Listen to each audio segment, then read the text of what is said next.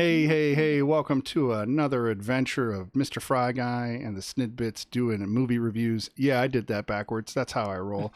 We've got a special guest today. It's actually the other Fry person, in this case, Fry Girl. As you can see, we've got a nice sloth hanging out up there. She's going to be visiting with us and talking movies as well. So why don't you guys say hi? Hi. Where's my... for like other people or me? No. Oh, yeah. Where's my Fry guy? I got my Fry Girl, but no Fry guy. It's weird because we said each other, so saying hi just didn't seem natural. You're not talking to each other. You're talking to me. I know, and them. At And some them. point. And them. But like right now, it's like look her right in the face and be like a hi. I would do that because I'm a Don't do weirdo. that. So, Oh, all right. hey there. My Stream Elements just told everybody I went live. Yay! So we have little chatty bits. Right. So it's all good though because we are live now, and that's what's really important. And of course, I need to put up. Oh, where's my stuff? Wait. Oh, I don't want all this. Hold on. I'm learning. Okay. Now I can see my stuff. Okay. Whew, that freaked me out. I want to be able to see my chat too, but I couldn't see it at the same time.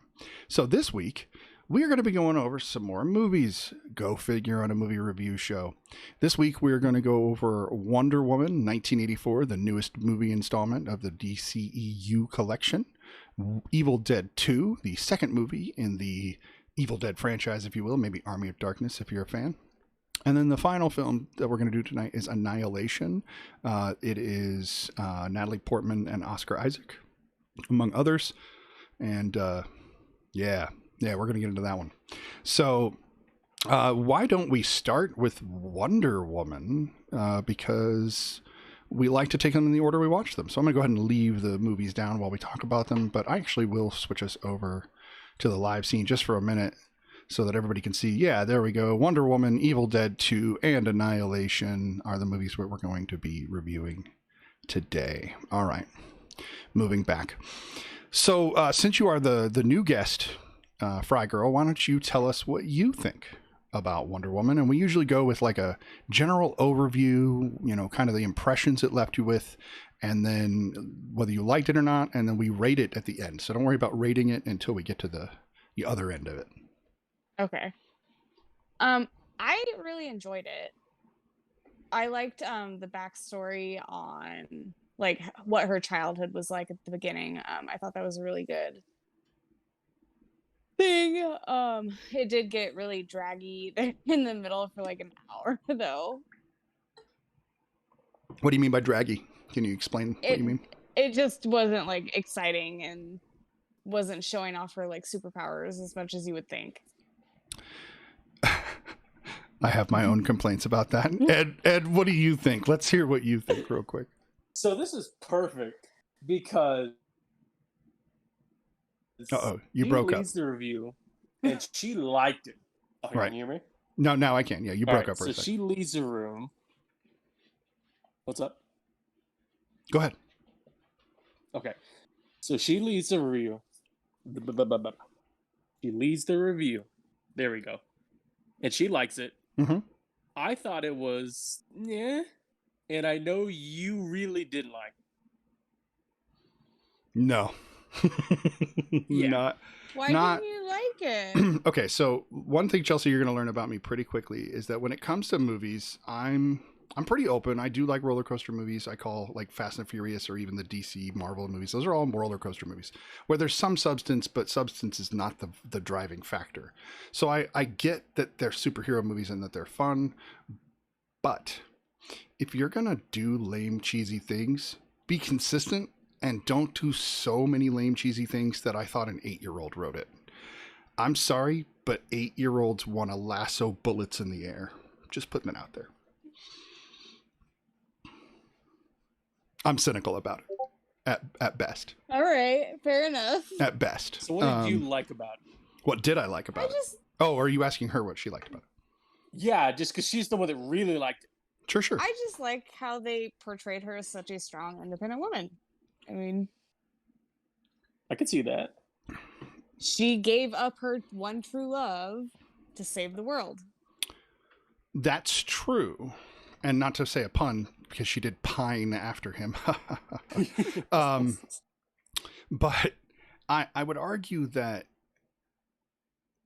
she just you're saying in the first movie she gave up her one true love? In this movie. Yeah. Well, we don't want to get into spoiler Oh. territory. Well, here, But- hold on. I have a. Are we gonna slap it up already? Boom! Spoiler alert. My bad. Because this one, I think we gotta just drag it through the graveyard.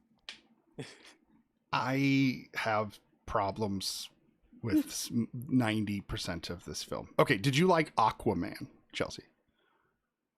Yes. Okay. So I have exactly the same problems with Aquaman that I have with Wonder Woman. And what's funny to me is that, wait, where did that go? Turn off my spoiler alert. Okay. The thing is again, I don't mind if things are over the top, you know, a giant green monster rage killing, you know, out of anger. I can buy that. I don't know why. I can buy a dude swinging a hammer and throwing it and zipping on behind it. I can even buy Superman flying and Batman being super perfect, even though realistically that guy had died like 20 times by now. But I don't mind all that. It's when they take things to the ridiculous level, like Aquaman smelling his armpits underwater. I'm so sorry, but that's not a thing. I don't care who you are. You can't do that. Human noses don't smell underwater. You would just suck water in. There'd be no olfactory system using. It just drives me nuts. And I start to really but he's unravel half human, it. though. Are you saying that mer people Atlanteans can smell underwater? So Yes. how would he know that? He doesn't. Right, that's He my was point. just told that he smelled bad, he and then he literally just had just to did it, reconfirm. and he could have done it on land, and the joke would have worked. Yeah, but underwater. Yeah, but okay, with Aquaman, the only redeeming quality is the fact that Jason Momoa is, you know, big, burly, and awesome, and it wasn't enough to save the film. He's not The Rock.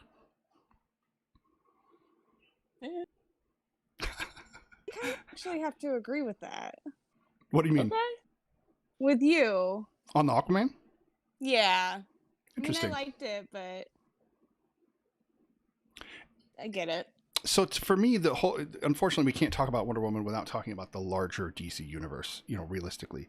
And what I find is that the larger DC universe is so disjointed, and Ed and I already talked about this a couple days ago. It's so disjointed that when I watch even the two Wonder Woman movies, they don't feel like they're a sequel to each other. It's like, oh, that's another Wonder Woman movie, not a sequel to. And when I watch the Captain America movies, it feels like the next one picks up where the last one left off. Same thing with Iron Man, same with all of them. With these, they were in such a huge hurry to get to Justice League that they didn't do what they should have, which was give us a handful of... We didn't need more Batman and Superman movies, but we definitely needed a Flash movie, which we still haven't freaking gotten. An Aquaman movie worth the time and the salt. Green Lantern movie that wasn't Ryan Reynolds' Abomination. And then a Martian freaking Manhunter movie. And then you can go ahead and bring in the Justice League, and I'll take anything you give me at that point, because you'll have given me enough to enjoy these characters as I go, that when I get to Justice League, I'll understand why that was funny, rather than I saw Aquaman once and it was after that movie, and so any of his jokes weren't going to fit. He got introduced in that movie, as Wonder Woman did the movie before, and all of them are introduced in these mainstream team movies rather than their individual films, and I think they drop the ball hard. DC and Warner Brothers don't have a clue how to make good movies right now when it comes to DC, period. There's not one of them that I think is over a 7. Oh, okay, wait. But he has not seen Shazam. Oh. But you can see why I might not. Look at all the different views I have about all these different movies. I'm kind of like, I will watch it now, but I'm so Yes, cynical. please watch it. I'm so cynical. I'm terrible about how cynical I am, but Just remember that they're children. and that's fine. The way that your husband explained it to me, I liked. He said it was big with a superhero twist, and I think that's fantastic. Yes, I can handle absolutely. that. I can handle that. Okay, also, another elevator pitch. And first of all, how much more do we want to beat Wonder Woman to death? Oh, you mean before we move on? Yeah. Oh, we have an hour for each film.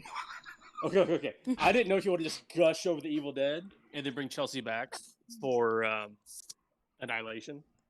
So, You know, we could do like I said, is do Annihilation before we do Evil Dead, even though it's out of order, and that way she can leave if she'd like.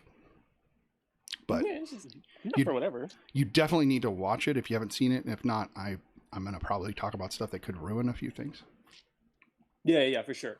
She'll be earmuffing. Good. For Evil Dead? Yeah. I haven't seen any of them, but... You what? Yeah, not even the remake one. She hasn't seen that. I haven't seen any of the Evil Deads, yeah. Do you like horror? I love horror. And you haven't seen... But she likes franchise horror, like your Friday the 13th. Oh, yeah. Good. Your Halloween. Good. Chucky's. She loves Chucky. You and my wife are going to get along really well if you like Chucky. She's a Chucky fanatic. Yes. I just got her the Blu-ray for Christmas. Are you talking about original Child's Play or the more modern ones? All of them. Oh, okay. All of them except for the Mark Hamill robot one. Yeah. Pardon me. I am actually going to text my wife.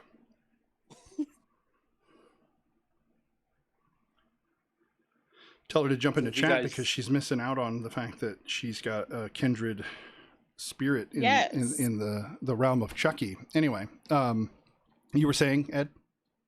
Oh, just that we have them all. So I'm looking forward to doing the series on that. Because I have not seen every Child's Play. We're going to have to... this series thing is going to be interesting. We may have to start doubling up. Yeah. Especially on movies like that, where we could tear through two of them in a short period of time. It's not like we're watching Tenet, which is 3 hours, or Interstellar, which is 3 hours. We're watching 2 Chucky movies. That's an hour and a half each. I mean, you can knock 2 out at a time.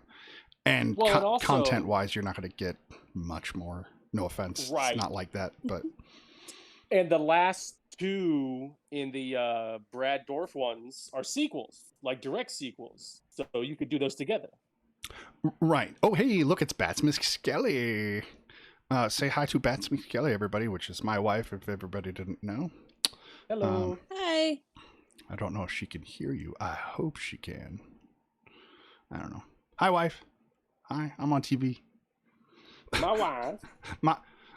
That makes me want to say other things. Because there's my wife, which is Borat, but then there's a whole Dane Cook joke that just gets really bad about his wife. Oh, God. So, I won't do it because this is not the time or the place. You can hear us all. That's awesome. How do we sound? Do we sound good? Do we sound in stereo? Because I was having a mono problem last week. You should see someone about that. That's funny because it does deal with my voice. That's weird. That's like a meta disease joke. How did you do that? Luck? I'm kidding. Very clear. Cool. Too loud? Well, I know I'm spiking in the red a little bit. Maybe I should back off my microphone a little. But it's okay. I'm glad you can hear us. But what you didn't hear just a second ago, Chelsea, do you want to go ahead and tell Ashley what you were just saying about something about like old horror franchises you like or something? Just tell her what you were saying. Oh, yeah. I've been obsessed with Chucky since I was 5. Right? My favorite. That's favorite awesome. Horror movies. And Ashley's very similar. I don't know if it's her favorite. I think Michael Myers is her favorite because she's a huge Halloween fan. I would say that Ashley's favorite series, although I'm speaking for my wife, is Scream. All 4 Scream movies are her favorite. Yes, she says. Yes. So that's awesome. This is why I wish you guys could see the chat, because then you could just respond to people who talk to you directly or who want to. Sorry, she wrote, and then I'm confused. It says, I have a fuzzy Chucky blanket that I love, is what my wife said. And she does. Oh my gosh. It's great. I love that. Chucky, not chunky. Yeah, I know, love. I got you. So yeah. Hey, how are my channel points? Can you use my channel points? It'd be awesome if you could. I just realized I can fire it up on my phone because I'm on data. Nice. And you're on Discord for listening, so you don't need to worry about just hearing me talk. Although you wouldn't even have to worry about... Oh, you'd be behind, though. Be aware. You're going to be behind a lot. So, hey, it's MrSnidBitS. Oh, he's on both the video, the audio, and on the chat, which is down there, which is very interesting. So, yes, we've got him in 2 different ways. Oh, you want me to hydrate? Well, this isn't really hydration, but... It's coffee, which means I'm dehydrating, but that's good enough. But they did work. Thank you. That's awesome. Well, we can get back to Wonder Woman. Thank you, Bats McSkelly, for coming in. You don't have to stick around if you don't want to talk about Wonder Woman, because we're going to continue to probably shred it a little, and Chelsea's going to defend it. So we're gonna go from there. I'm gonna try not to cry. You know, it's so. Let me make this comment about it. The part I think stood out the most and that I really liked was the commentary it made on what it was like to be a woman in the 1980s and even today. I mean, it really showed that it's not easy to be a woman, and I have no idea what that's like, but I can sure tell you that if that many dudes bothered me, I'd eventually go off on them too. Like, that's bullcrap, and I'm sorry that that ever happened. And if anybody has a problem with the movie saying that, then they have a problem with the reality of the society we live in. So I liked that. Yeah. But it wasn't enough to save the film. In. Huh? No. I was going to say, to chime in, Chelsea really loves strong female woman movies. Mm-hmm. So when they have that foundation, it's pretty good to like cater her interests. Yeah, they can reel me in with like a strong female lead every time.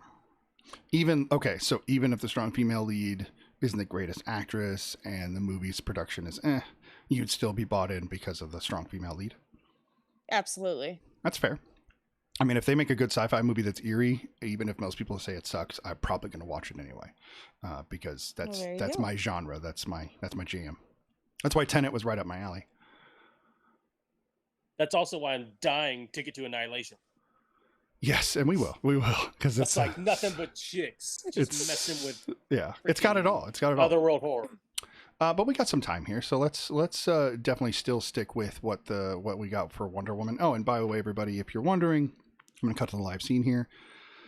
These are the movies we're reviewing today. We've got Wonder Woman 1984, Evil Dead 2, Dead by Dawn is the subtitle, and Annihilation.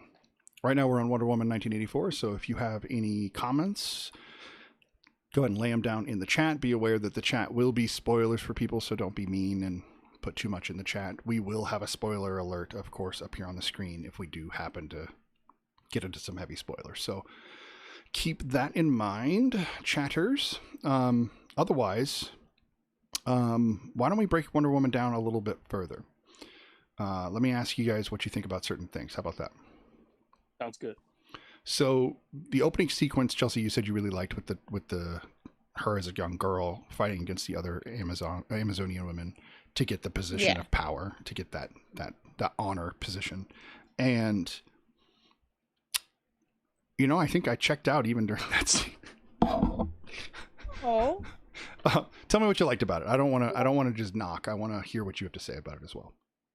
I just like that they were showing like her as a young girl, like wanting something so badly and then still not getting it, even though she worked incredibly hard for it. Right. Because you can't always get what you want. And she had to learn that lesson the hard way because she cheated.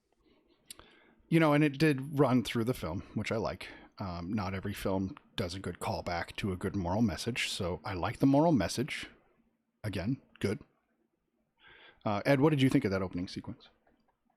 Something I actually liked and disliked.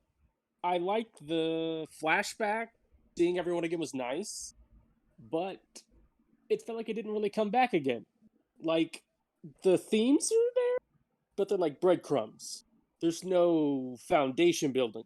It literally felt like we went back because these people were contractually obligated to come back for a sequel. No, that's how I felt about the cameo, which I won't say when or how it happens, but the cameo bugged me more than any cameo I've ever seen in a movie in my life. I forgot to ask if you've seen it. Bothered. I'm so glad you did. So bothered by that. And again, I don't want to spoil it because it's important that people go and see this cameo for themselves. But in fairness, I loved it, but it's that kind of cheesy shit that made me love Aquaman. And I know what they're trying to do. So, okay, let me say this. You mean go down swinging? I guess. So when we all watched Batman and Robin back in the day, we all realized that Joel Schumacher was attempting poorly, but attempting to mix the 1989 Batman style with the 1966 Batman style and make a cheesy kind of comic book movie out of it. And Pause real quick. Yeah. Chelsea, have you seen Batman and Robin? The movie or the Yeah. Yeah. Okay. My eyes got real big. Okay. There's a lot of these things she hadn't watched, though, just because opportunity wasn't there and you wasn't a fan of this kind of stuff. That's I fair. was also more of a reader. Yeah, exactly. Oh, so you... Uh-oh. Am I losing my stream? I think my stream died. Oh, I can't see because I'm a chat only right now. Wait, I'm back. Okay. It says it's for a viewer. Yeah, no, we're good. We're good. Okay. It froze hard for a minute there. It's good. We're good. So you've seen it, so you kind of have an idea what I'm talking about. It feels like 1966 Batman shoved forcefully into the 1990s, and it doesn't work.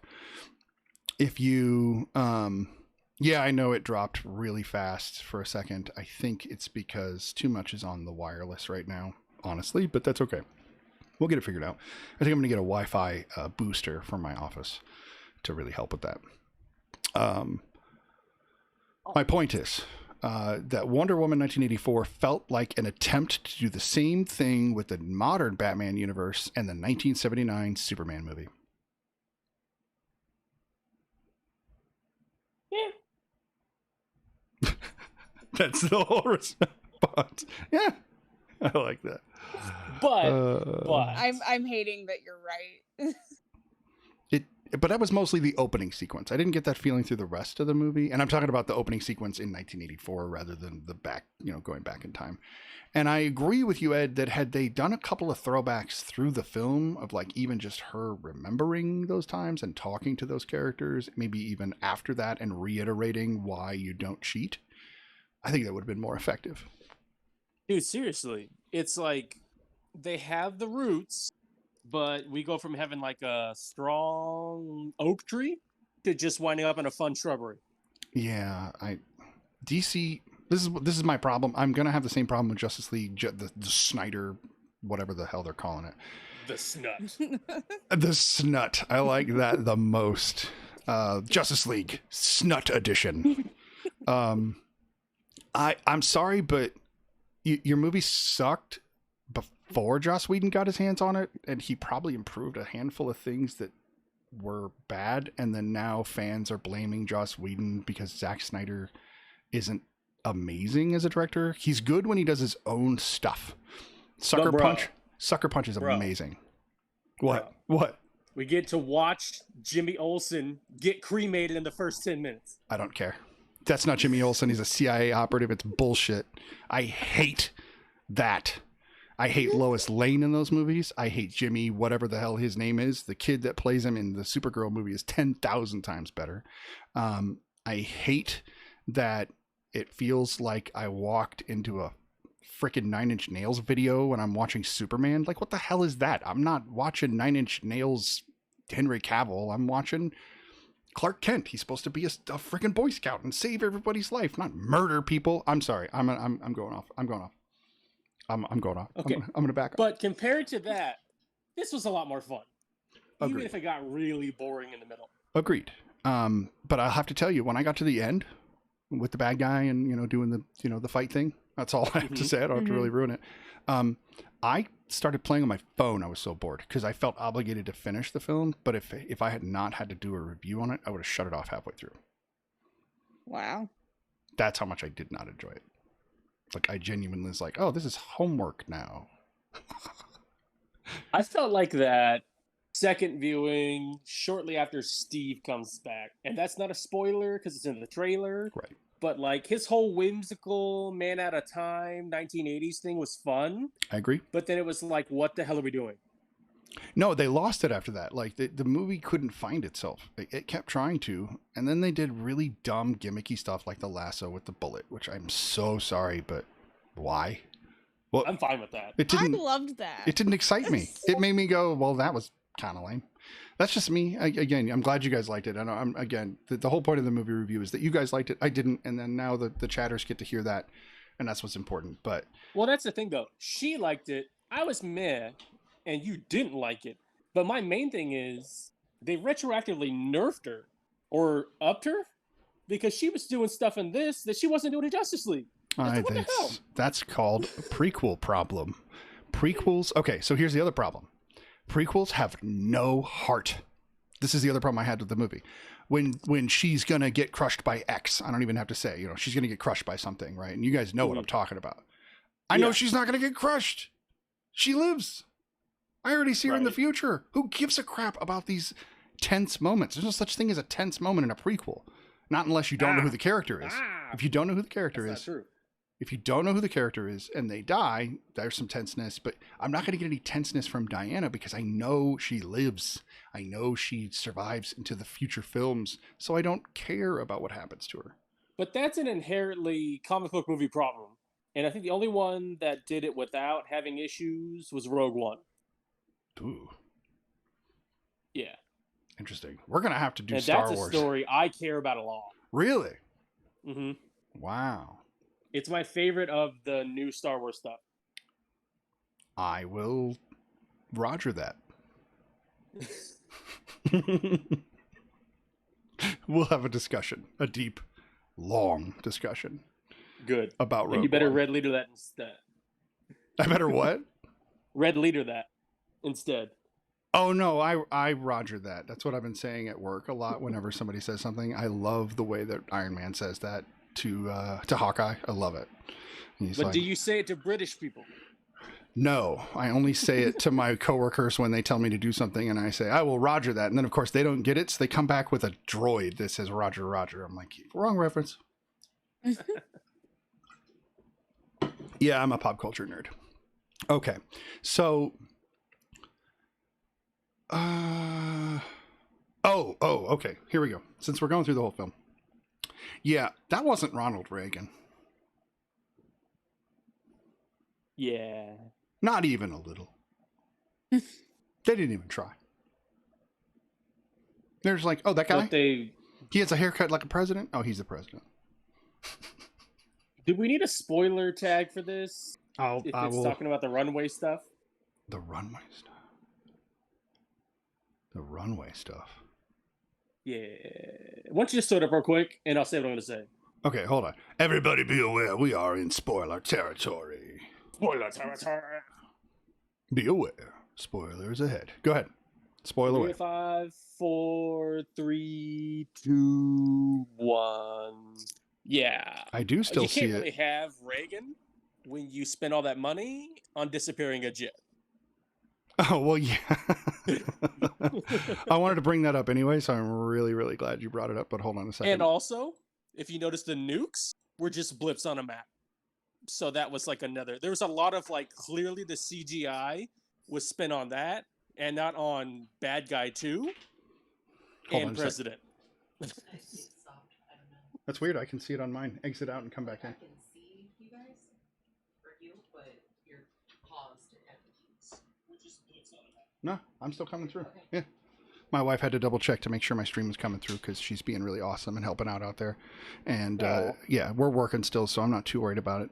But on her feed, I told her to kill her feed and come back in and see if there's a difference. Let's talk about that. Hold on. Let me put the spoiler alert back up.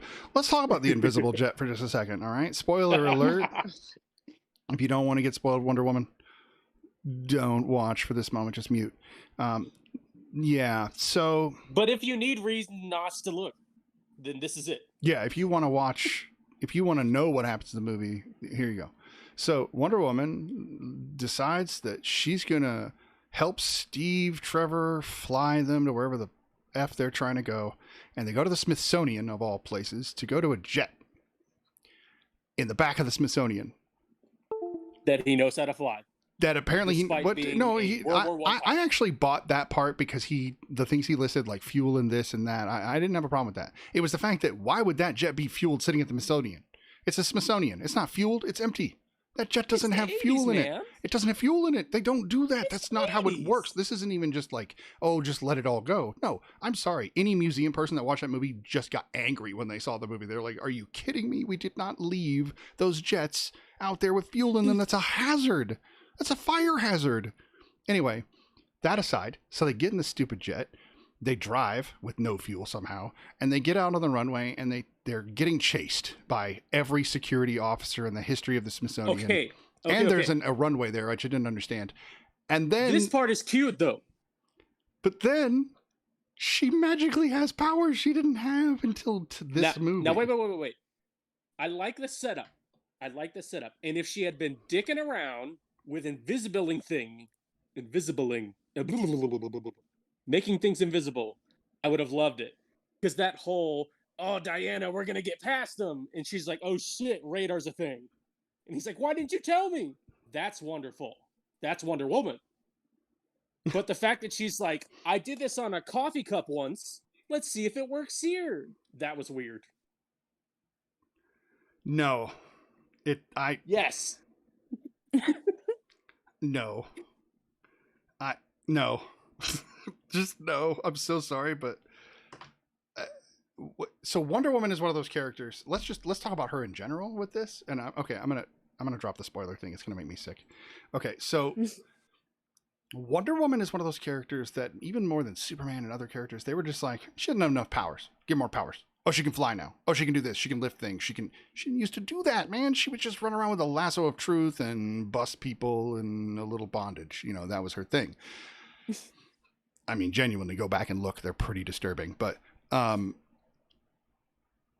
It character, was subtle kink, though. it was When you more get than past the, subtle kink, dude. Some of those were like she was laying on the floor tied up with a lasso of truth and like 3 dudes around her. Like, not subtle. Look at some of the frames. I've seen some of the stuff. Then there's some very questionable things that I'm not sure how they got into kids comics, but they did.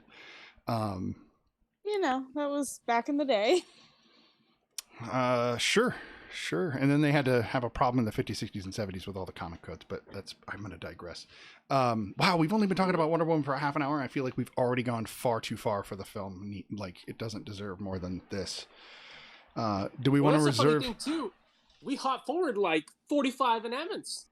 Yeah, because there's nothing... Or an hour. That movie has nothing in the middle. It truly doesn't. You know, your wife is totally right. Yeah, it's so boring. It doesn't. And it's really a matter of, like... Okay, I'm going to put it this way. So if you've seen Spider-Man 2, you've seen Wonder Woman 2. I'm talking about Tobey Maguire Spider-Man 2. Yeah, the whole powers thing. Yeah, it's just the dumbest crap. If I see another sequel or a superhero But it was loses still their good. powers in one way or another, I'm going to stop buying tickets to that company from then on. I'm just going to be done. Because, I'm sorry, that trope has been beat to death like Glenn from Walking Dead. Okay, I have So- 2 comments to make. And also spoilers on that, so that was rude. Talking I about the like comic way book. Iron Man handled no powers. That was good. You mean 3, where he Yes. got all like... Because he never had any in the first place, so we were like, okay, fine. You know, he's got some anxiety, which I related to, so I really liked that. But I just mean the MacGyvering. oh, you know, I did enjoy that portion of it. The problem I have with that film, again, if you're gonna make films that test time, don't put a twist in them, unless the twist is the twist. Yes, that was a harsh joke, love. I agree. I'm so sorry. She's commenting about the Glenn joke. But whatever.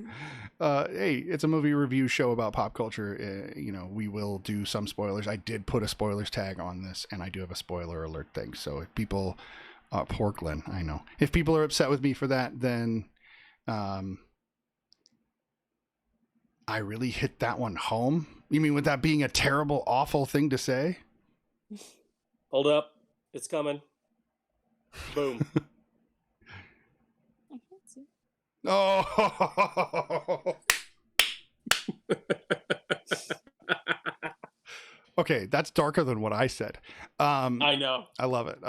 You set it up, and then that was I the light it on best fire. brains pun I've ever seen in my life. I'm going to give you so much credit for that one.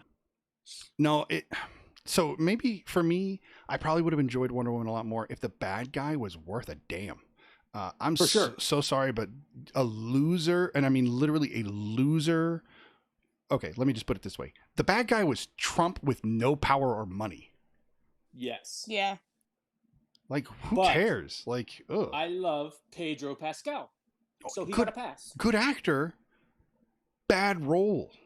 he was not believable in the role. I didn't care. It didn't make me want to. for him. I didn't. I was just like, could you just go away, dude? And I hope you don't get that son back. You don't deserve him. True. Sorry, you don't. You tried to destroy the whole world. You go bye-bye. I would like to backpedal a little. Sure. Would you like to say anything, honey? Okay, she was not. My biggest issue, and it's trailer material, so I don't think it counts as spoilers. Okay. I don't like that Steve came back in another dude. Because those wish powers are like, you can make anything happen you want. Yeah. You just have to want it. I mean, the guy made. So why did he come back? Yeah, the guy And made possess the something? Egyptian plateau get covered in a wall. That's a huge deal. Dude, right? So yeah, a body So- shouldn't be a big deal compared to that. Yeah. Just, kind of Fifth Element that thing back to life, Wish, and get on it. Let's get Steve Trevor's body back. I'm with And you. like, not to get too woke, but like, they totally molested that dude. Because they had sex in another guy's body, and there's no way he can be like, hey, I'm cool with that. Except, see, this is where it gets meta and weird. Did he find her later because of that, or because they were meant to in the first place? You know what I'm saying? I thought maybe he was the cab guy, but even then, that means like they have said like 5 things together. He's like, hey, want to split a cab? And she's like, nah. Was I'm it good, him? brah." I don't know. I think maybe. But I've Well, only I'm watched gonna it go back. twice. I'm gonna go back and look. Because I don't think it care. was. That'd be cool. Because then that I know that that's dude better. I didn't know It's that. like a but big Hallmark actor or something. a big Hallmark. So he's someone actor. you recognize if you watch those Hallmark movies every Christmas. Oh, okay. Total aside, this is a total spoiler, but if this isn't spoiled for you already, I'm sorry, but you're gonna have it spoiled for you. Has anybody seen the movie with Mario Lopez playing Colonel Sanders on Lifetime? The KFC thing. Yes. I missed it, but I really wanted to watch it. It's a 15-minute short film about how how he's being betrayed by a woman for his secret recipe. Dastardly. Oh my goodness. Makes me want to throw up a little bit. Did you watch it? No, I won't. Again, that's a giant advertisement. I'm not going to spend 15 minutes watching an advertisement for a company I'm not going to buy food from because they stopped producing chickens a long time ago. I don't know what they serve, but it's not chicken. But Famous Bowls. What? That's Famous like Bowls. whatever food they call chicken with corn and gravy. I mean, it's still just the same. Taters. Don't do it. I'm That doing is- it. Is it because I'm talking? Oh, we're talking about the freaking movie.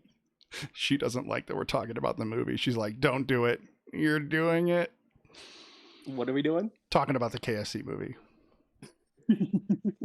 She doesn't like it. She wants us to stop. Okay. Not really. She's kidding, of course, but I don't know. I take it you like KFC. A little bit. Okay. I like my cheesy and cheap fast food. Do you have you ever had what are those chicken on chicken with food in the middle sandwich things they have? One of those? Like chicken the for double the double down, downs? the double down. Yeah. Yeah, I've never had one and I don't think I'm gonna. You're good. You could try it, but whatever you do not ever have that donut sandwich. No, do not. That was disgusting. I probably And I wouldn't. still ate it. I probably wouldn't. Love, I know that the chat is slow and I apologize, but it's the delay that occurs with most cell phones and mobile devices. If you were to be on a PC, you would not see much delay at all. So that is just the reality of the world we live in right now. Maybe once 5G's Classist everywhere. myth. So, right? 20 But yeah, more Steve minutes. Trevor. Steve Trevor, go ahead. A good part. Why could he not just be Steve? Why did it be Steve and like McDreamy's face? Because they wanted to fat shame the guy. Oh. Remember that? They pulled at his belly too and like, oh, look at this guy's kind of chunky. Oh, it's okay, whatever. I'm like, what? Quit looking at it. Just be grateful you're freaking alive, dude. Quit picking at the body you're in. I actually don't remember that. Yeah, I he do did. now that he brought it up. Yeah. I remember the fun little montage with the outfits. And like every little cute Steve thing did it for me. What do you mean rip But your all the PC, love? Diana solo stuff was just terrible. I agree. Okay, so my biggest problem is I don't think Gal Gadot is Wonder Woman. Yeah, I don't like the actress, so I don't mind the accent. I think it actually makes perfect sense if you think about where Themyscira may be, Mediterranean style. So a Greek or even Israeli, in her case, accent works really, really well. So the accent isn't what bothers me. It's that she's a twig. oh, yeah. She doesn't look like an Okay. Amazon. She just looks like a twig model with Wonder Woman Yeah, clothes that on. is true. Like, What are her giant thighs that are supposed to crush men's it's heads like, like yeah. sparrows? Sorry, Wreck-It Ralph. Zangief. Zangief. I love Also, that why part. is he a bad? Why is he a bad guy? He is a He's bad not guy. a bad guy. Oh, go read the Street Fighter 2 storyline. He's a bad guy. He hangs out with M. Bison, dude. He's a bad guy. So? No, he legitimately, if there are two factions within Street Fighter, he's on the bad guy side. Vega, M. Bison, Balrog, him, all bad guys. That just sounds like Red Scare propaganda. Yeah, but if you look, Vega's Spanish, although that would have been fascist. No, so it doesn't follow. They're still bad guys. I don't believe it. That's fair. Not with that beard. Not with that chest hair. I want to know why Zangief's underwear are in Tapper's Tavern, but anyway, that's beside the point. Oh, you know. He's tapping Tapper.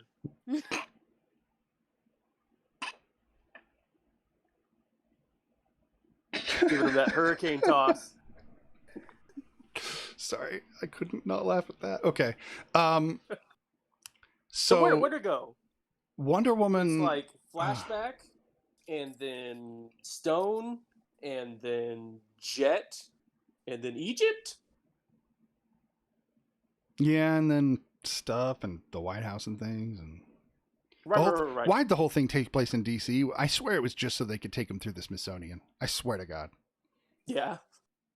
I can't think of another reason. Well, that I mean, movie- it's a museum, and like, isn't that her job? I mean, for that movie, sure. Because it wasn't. I mean, I guess it was in Batman v Superman, but like only Wait. just. I'm gonna butcher this. God. Wasn't she working at the Louvre? The or whatever? Louvre. The Louvre. You Yeah. mean in the newest movie? Like Yes. newest timeline? Or Justice I should say. League. Yeah. I don't know. I honestly don't care enough to have paid attention. Maybe she's a traveling archaeologist. She'd be an arts dealer, I believe, or an arts. I don't even care. Like an appraiser? Yeah, an appraiser. Yeah, I think she's an appraiser. Okay. For museums, but so okay, it makes sense she works for the Smithsonian. But again, the Smithsonian is run by the United States government, and they do background checks on people. How did she work for them without a giant background check? Like, I can just start to unravel this. It drives me nuts. Why is she working there? Why doesn't she just work for some local hobunk museum where nobody's going to check her records? They're just going to be like, oh, you know a lot about this. Come on and work for us. Smithsonian's going to check you hard. If we wanted to like really get into the weeds, I think they were probably going to introduce Waller and have her be the reason why. Like her boss is tracking metas, and that's why she gets interested in Suicide Squad. Yeah. But we didn't get that far. We got like 3.5 reboot attempts, and that's it. Although, okay. Why don't we spend the next 15 minutes, unless there's anything else you want to say about Wonder Woman, talking about our general feelings of the whole series of films for the DCEU. Quick, I want to know, what did you think of that Kirsten Wiig? Kristen Wiig is funny sometimes. Yeah. Yeah. Don't be shy. I'm not. I don't dig it when they try to make a character that won't work well in its original form on screen. It tends to make me feel cheated. It's like when they did the Galactus at the end of Fantastic Four. I was like, that's not Galactus at all. This was similar. It was like, okay, so basically, I will hate on Kristen Wiig as much as I want to. Basically, if you've seen The Incredible Hulk and you know the character Blonsky, she goes through the same kind of crap. Where she changes, and it's not enough, so she changes some more. Relatable, though. Yeah. Because what woman wouldn't want that? Okay, but here's the thing. Here's the part that I think bothered me. Remember what I said about how I liked the way that they portrayed that women were treated in the 1980s? Mm-hmm. Yeah, the one woman that fought back against those men is now the bad guy because of the way she fought back and beat the crap out of that guy. She became the villain. So they made the woman that defended herself the villain. I didn't like that. It's because she became power hungry because she then realized that she does have the power to stop the men from being complete D-bags. I guess if she was a decently good person, she would have stopped before putting him in the street to get run over. Okay, but Probably would have done the same thing. I agree. I'm not saying what I'm saying is if you're going to stand on a moral high ground, stand on it firm. Don't wishy-wash your characters is all I'm saying. wait. This is the one thing the movie did decent in its setting up, because those wishes come with a cost. I did not like Pedro Pascal's "I'll take what I want and you can have your thing," but when they first introduced the stone, the guy's like, "Oh man, I really like a coffee." I know you would love. And the lady brings a coffee, and then he burns his mouth. That's perfect setup right there. So the fact that she wanted more and more, it makes sense that, she starts turning all crappy. That's not my problem with it. It's literally just that one moment where I'm like, oh, she's going to beat the crap out of this guy, and we're going to all feel good about it. But when she finally does it, and then the homeless guy that's her friend sees her do it and goes, what are you doing? And she just becomes evil. I'm like, wait, so the one person who actually put men in their place is the bad guy. Wonder Woman doesn't ever do it. She never puts the men in their place properly, except for the one time, sort of, and it was really sort of. Oh, and that whole scene in the mall, I want to throw up. Anyway. Why? That was campy and fun. Yeah, that was cute. The bad guys who stuck... Okay, so the bad guys that stuck around to watch their stupid bad guy friend throw a child and screamed, what are you doing? Dude, get out of there. It's a classic superhero movie thing for them to do. I know, and it felt like... I know, it felt like... It felt like Wonder Woman 1975. I agree. They were trying really hard, but... Oh, man. In that economy, go to jail. What are you going to do? You're going to get out next weekend. What are you talking about? Reagan had a great economy in 1984, man. Come on. That's what I'm saying. The economy was Those booming. crackers are holding up a mall. Yeah, they're going to get caught. And they're going to do it again. It's the 80s. I guess, so here, we're going to go back to the scene for just a minute. So the fact that Wonder Woman flew like Spider-Man, that doesn't bother anybody. Was tight. That doesn't bother anybody that she was literally using Spider-Man's moves. It confused me at first. Yeah. I was not understanding it, but then, I don't know, I kind of got used to it, and I was like, whatever. But again, they were just like, oh, she can use the lasso like Spider-Man. Okay, there we go. We need a Spider-Man character. It's Wonder Woman now. That's what it felt like. I was like, what are you doing? Why are you cramming so much crap in here with invisible planes and bad wish guys? And I don't know. Eric, do you play D&D? Oh, yeah. I've been playing D&D for far too long. A huge fan of the rule of cool. The rule of cool. Yeah. Yeah, I still need some. Good? But it didn't. I think it's passable. That movie's CGI was so shit. Like, that movie CGI, I have seen better CGI out of college films. Like, I really didn't think much of it was that impressive. When you, especially again, Chelsea, please forgive me, but the kid in the beginning scene, everything that kid did, fake. It looked fake as hell the whole time. I was just like, this looks like crap. It was so cute. Yeah. Dude, it was adorable. Like, I can't even be mad that it looked like crap.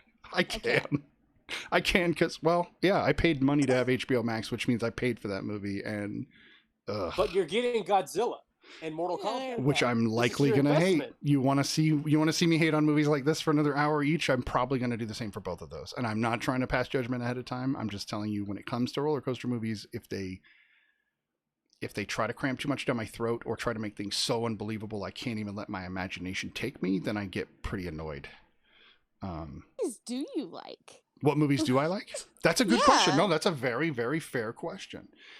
If you were to look at the movies that I have in my top 50, you're going to find that there are not a ton of roller coaster movies in that list, honestly. So the movies that I love that are dearest to my heart tend to be more on the dramatic or sci-fi side. Okay. They're at least darker. If I were to pick, the roller coaster movies that I really, really like, it's going to be the Marvel movies. I think they're a blast, kind of across the board, except for Ant-Man and Wasp was a giant turd. Well, yeah, they had the giant man stuff. Bump. I got to get a bump on my freaking keyboard. I got to get a bump. Remind me to get a bump. And other effects, because it's going to make a noise. 1 second. This is what I've been getting lately. Oh, there it goes.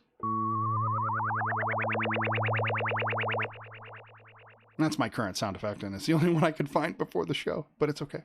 It's fun. So, and of course, Ed and Chelsea can't hear that sound effect at all. Nope. That's okay. That's okay. So, Wonder Woman, we're going to move away from, just for the sake of being polite, to the film, because Did you want to do the brief DCEU thing? We're down to 7 minutes before the next segment, so we still have our ratings to do. Well, real quick, what DC movie did you like the most that you've seen? Okay, so when you say DC movie, you mean anything since Man of Steel and beyond, because anything before that is previous to, yes? Yes, the Snut Chronicles. The Snut Chronicles. That made my day. Okay, so in the Snut Chronicles, the movies that stand out to me as the most fun and the ones that I get the least annoyed by, which this is going to piss everybody off, are Suicide Squad, right? Mm-hmm. That's actually one of my favorites. And then if I had to pick another one, Wonder Woman, the original, pretty darn good. I have to say that was a pretty solid flick on its own.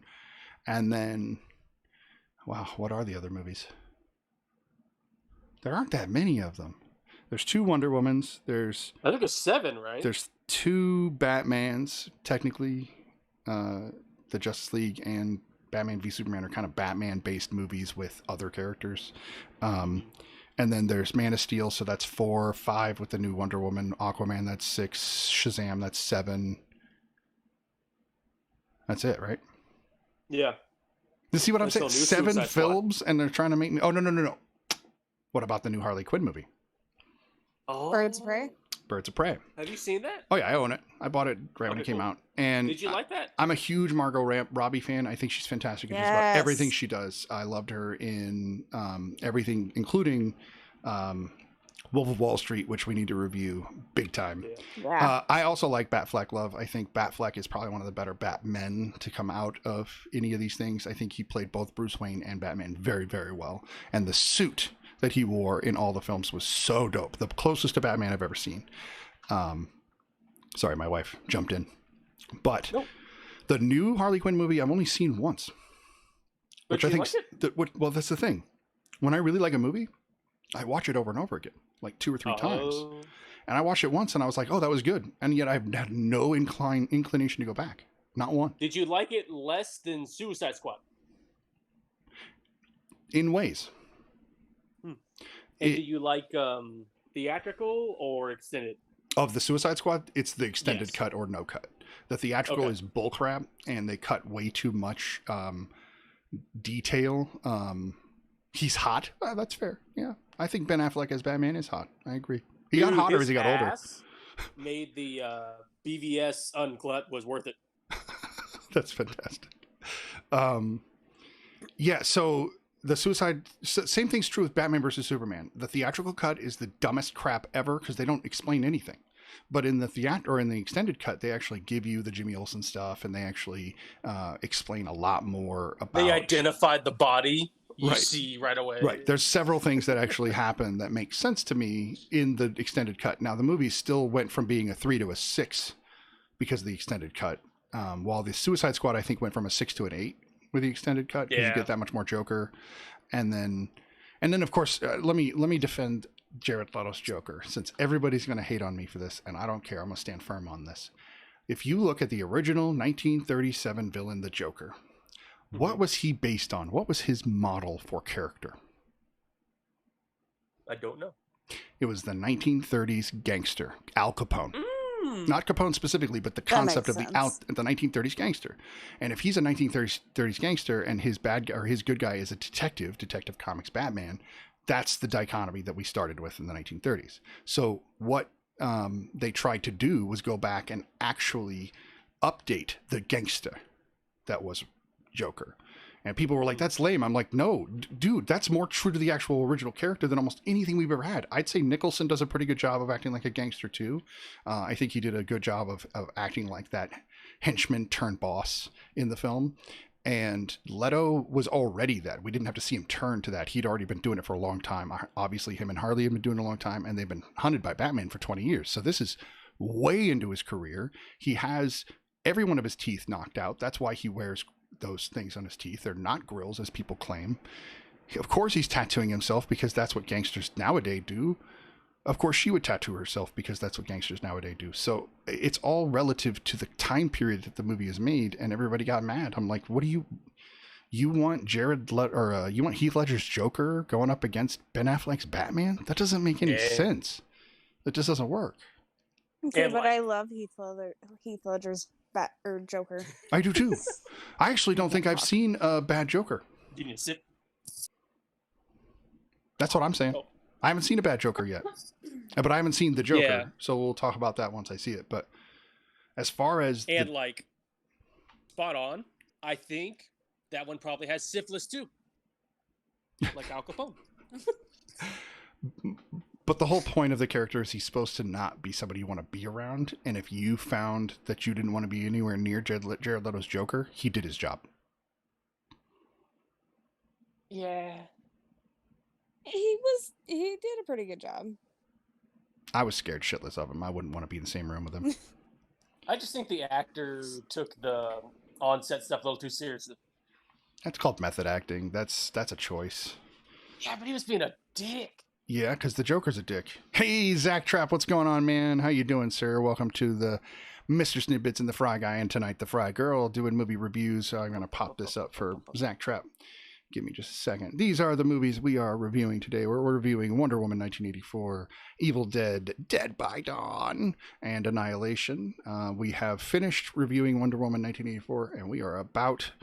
Well, we're kind of just talking about the DCEU in general, and then we're going to actually move into Annihilation next because Fry Girl has not seen Evil Dead 2 yet, and we want her to watch it. So, And I was going to say... Ashley says, hold on just a second. Ashley says Leto definitely went too far with on-set shenanigans. Agreed. Yeah. Now, Joker's a dick, but you didn't see Zac Efron eating people when he was playing Bundy. No. No. Because there's a limit. But Zac Efron's not a method actor. But there's a limit. Is You there? wouldn't be like, oh man, that was so tight. He got into that performance. Is there a limit beyond the He law? emotionally manipulated a woman like Bundy. But beyond the law, and Zach Trepp, I totally agree. I love Evil Dead 2. Oh my God, I agree. That is the movie we're going to talk about in the last hour. That'll be at 10 o'clock, I believe. That's going to be a gusher. Like all those walls of blood. Thanks for the host. Right?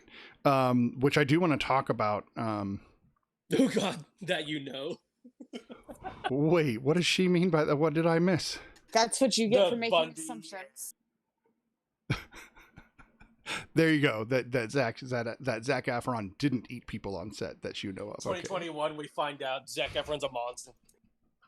Yes, he actually Don't put that in the became universe. Dahmer. Dahmer switched bodies with him during that filming. Oh my god. I'll go down some pretty dark roads. So anyway, the This would be a DCEU. good time for you to explain the rating system for Chelsea or Fry Girl. Zac Efron eating people. She wrote Zac Enron. That's even greater. That's for whatever reason that's even better. I love it. There she goes. She picked it. So the rating system. So I have my own rating system, and then Ed kind of has his, but we kind of blended them ish. I use a 1 to 10 scale, and my 1 to 10 scale is fairly simple. I don't consider there being such a thing as a perfect film or technically a worst film. Mostly because anybody who can put together a film has done far more than I have, and I should shut the hell up and enjoy the fact that they're willing to make art while I'm not. That being said, I don't think there's such a thing as a perfect movie either, which means that since there can't be perfections, I have no problems with giving things 10s because they're basically a way of me saying that I love the movie and would go back and watch it again and again. Okay. Fair enough. And Ed has told me he's a thumbs up, thumbs down kind of guy. That is true. Very true. Yes, Zach, this is totally a weekly thing. We do this every Tuesday night at 8 p.m. We do it for 3 or more hours, depending on a couple factors. Bats McSkelly, of course, gets to have a say in whether I go longer than 3 hours. And then whether we have people wanting to chat longer or wanting to talk or questions or, yeah, anything. And then, yeah, there you go. Bats is telling him. That's awesome. That's awesome. So I got people chatting in my chat. I don't even have to do it anymore. Thank you, Bats. So... Chelsea, how do you like to rate films? No pressure. I feel an immense amount of pressure right now. No, but like when you're, but not like, I'm not trying to have you break it down or anything. I just want to know how you come to the conclusions you do, and do you have a system, or you just go, I like it, I don't. It was really good. It was great. It was okay. It was all right, and it was horrible, and I will never watch it again. So you use a 5-star system without knowing you're using a 5-star system. Yeah. Dun, dun, dun. So that's the way I always look at it. So basically, Ed has a 50-50, up or down, good or bad, right? And that's kind of how Netflix does it now, which bothers me. The way you just mentioned it is the way Netflix used to do it. And it was like it, love The it. stars. Right. It was like it, love it, absolutely fabulous or something like that. And then okay and crap. Like, so We lost that because of Amy Schumer. whatever the reason, I hate it when they change stuff like that. You know, it's kind of like Netflix. You used to be able to watch movies together on Xbox for fun, and we did I don't it. think we lost it because of Amy Schumer, but when her thing came out and it got 1 star, it switched real fast. So I always just attribute the two. Let's hope not. Yeah, see, Ashmish is the old Netflix rating as well. So you can use your 5-star, and I'll just equate it to my 10, and then Ed is the same thing. And for me, it's like over a 5 for him or below a 5. And then he can kind of get into the nuance with that. But I like the 10 system because it gives you the chance to get a little nuanced and go, yeah, it was good, but it wasn't a 10. It was an 8, you know.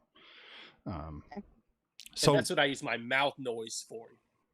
So you still give thumbs up, thumbs down that I can't see?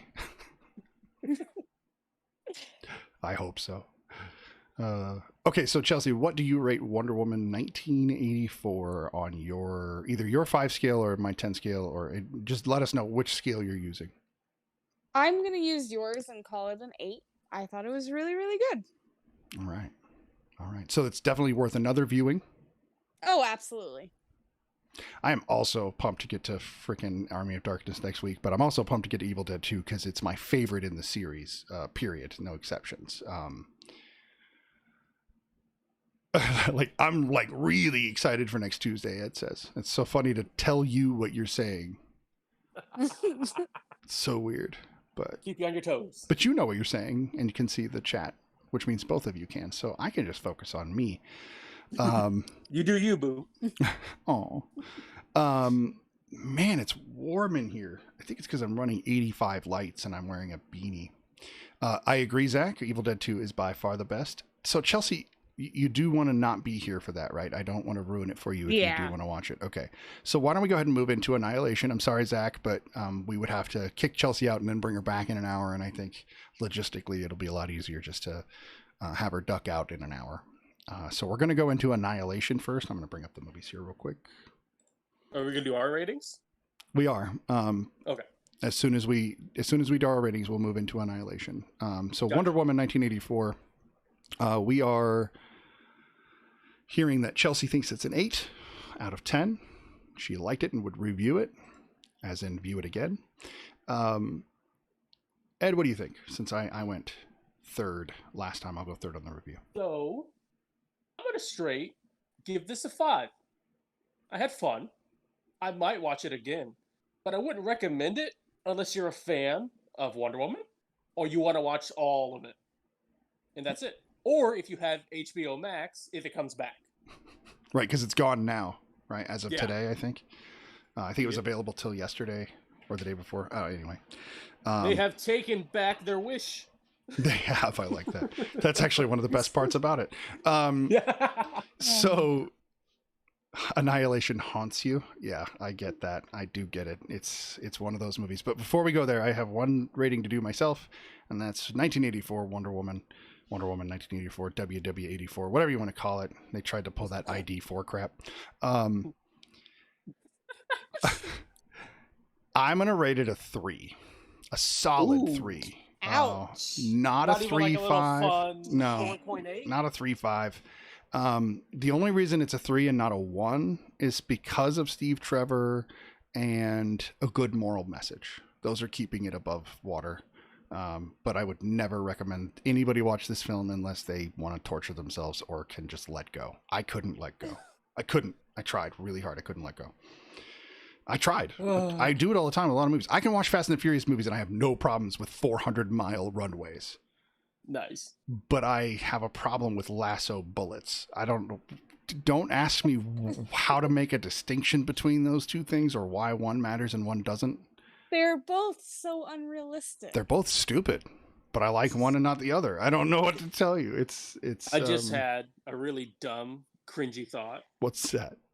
When you called it WW84, I just thought about calling it like Woo Woo. Woo Woo 84. Woo 84. And then I thought about our lineup: Wonder Woman, Evil Dead, Annihilation. It's like ew, ooh woo, and ooh no. No, yeah. Yeah, no. I again, to anybody who is watching, if it comes to the DC movies, I'm a harsh critic. Pretty bad, worse than most people. I have a lot of friends that won't even watch DC movies with me because I've ruined them for them. Just because of my attitude. I watched Man of Steel in theaters with a person who is one of the biggest Superman fans I've ever known in my entire life. Like, still wears the shirts, owns the comics, the collectibles. Like, dude is a fan. Watched the movie. He looked over at me, smiling all big, like, "Oh, what'd you think?" And I went, "That was the dumbest thing I've ever seen in my life." God, Soul Crusher. So, yeah, it's. Please pardon me if my viewpoints are direct and harsh, but it's not against anybody who likes the film. It's against the filmmakers. And yes, I would tell them that I appreciate how hard they work, but that I just didn't like that particular art piece is what it boils down to. Yes, you would what? What? Oh, you cut it out. I did? Yeah. Yes, I would. And it sucks. Whoa. I saw my microphone. Weird. I wonder if I came through the stream, but you guys didn't see me. Oh. Maybe. Oh, my stream is freaking out. Man, I lowered my damn bitrate. Okay, whatever. I'll figure it out. You've angered the streaming gods. With your harsh review of Wonder Woman. Hey, Bats, can you throw like 183, not literally, but maybe like 14 emotes in the chat and see what happens? I haven't tested that yet. I want to see what happens. Okay, nice. Nice. What are those? What are those from? I don't know. Emojis from my phone. I've never seen that particular one. What are they? Let me see. Oh, hang on. Hold up. What are they? They're gone. They're like Are they frogs? No, it's like smiley faces like with a face with dollar money signs. symbols. Yeah, with money symbols. That's for all. Pedro Pascal. All right. Oh my goodness. So yes, let's move on to Annihilation. Because, well, let's move on to Annihilation. Yeah. There we go. Look at that. Look at all those wonderful emotes popping up in my chat. Thank you. Okay. Let's pull this up. Annihilation. This is a disturbing film, to say the least.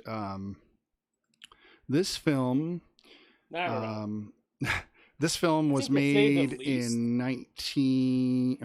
in 2000. 19? I was like, what? 15, I believe, or 16. I Did might you be go wrong. through the shimmer? Did I? Maybe. Oh no, my stream is doing it again. It's okay. We're good. Okay. So yes, Annihilation. Let me actually get the right date. I don't want to be wrong about that.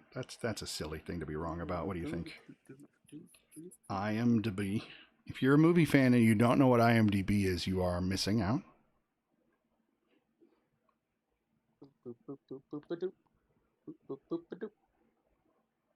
Why am I typing IMDb into IMDb? Good question. Brain malfunction. 2018. What the hell? That movie's that new? Yeah. Yeah. Yeah. It was a It's super new. Netflix exclusive at first. Crap.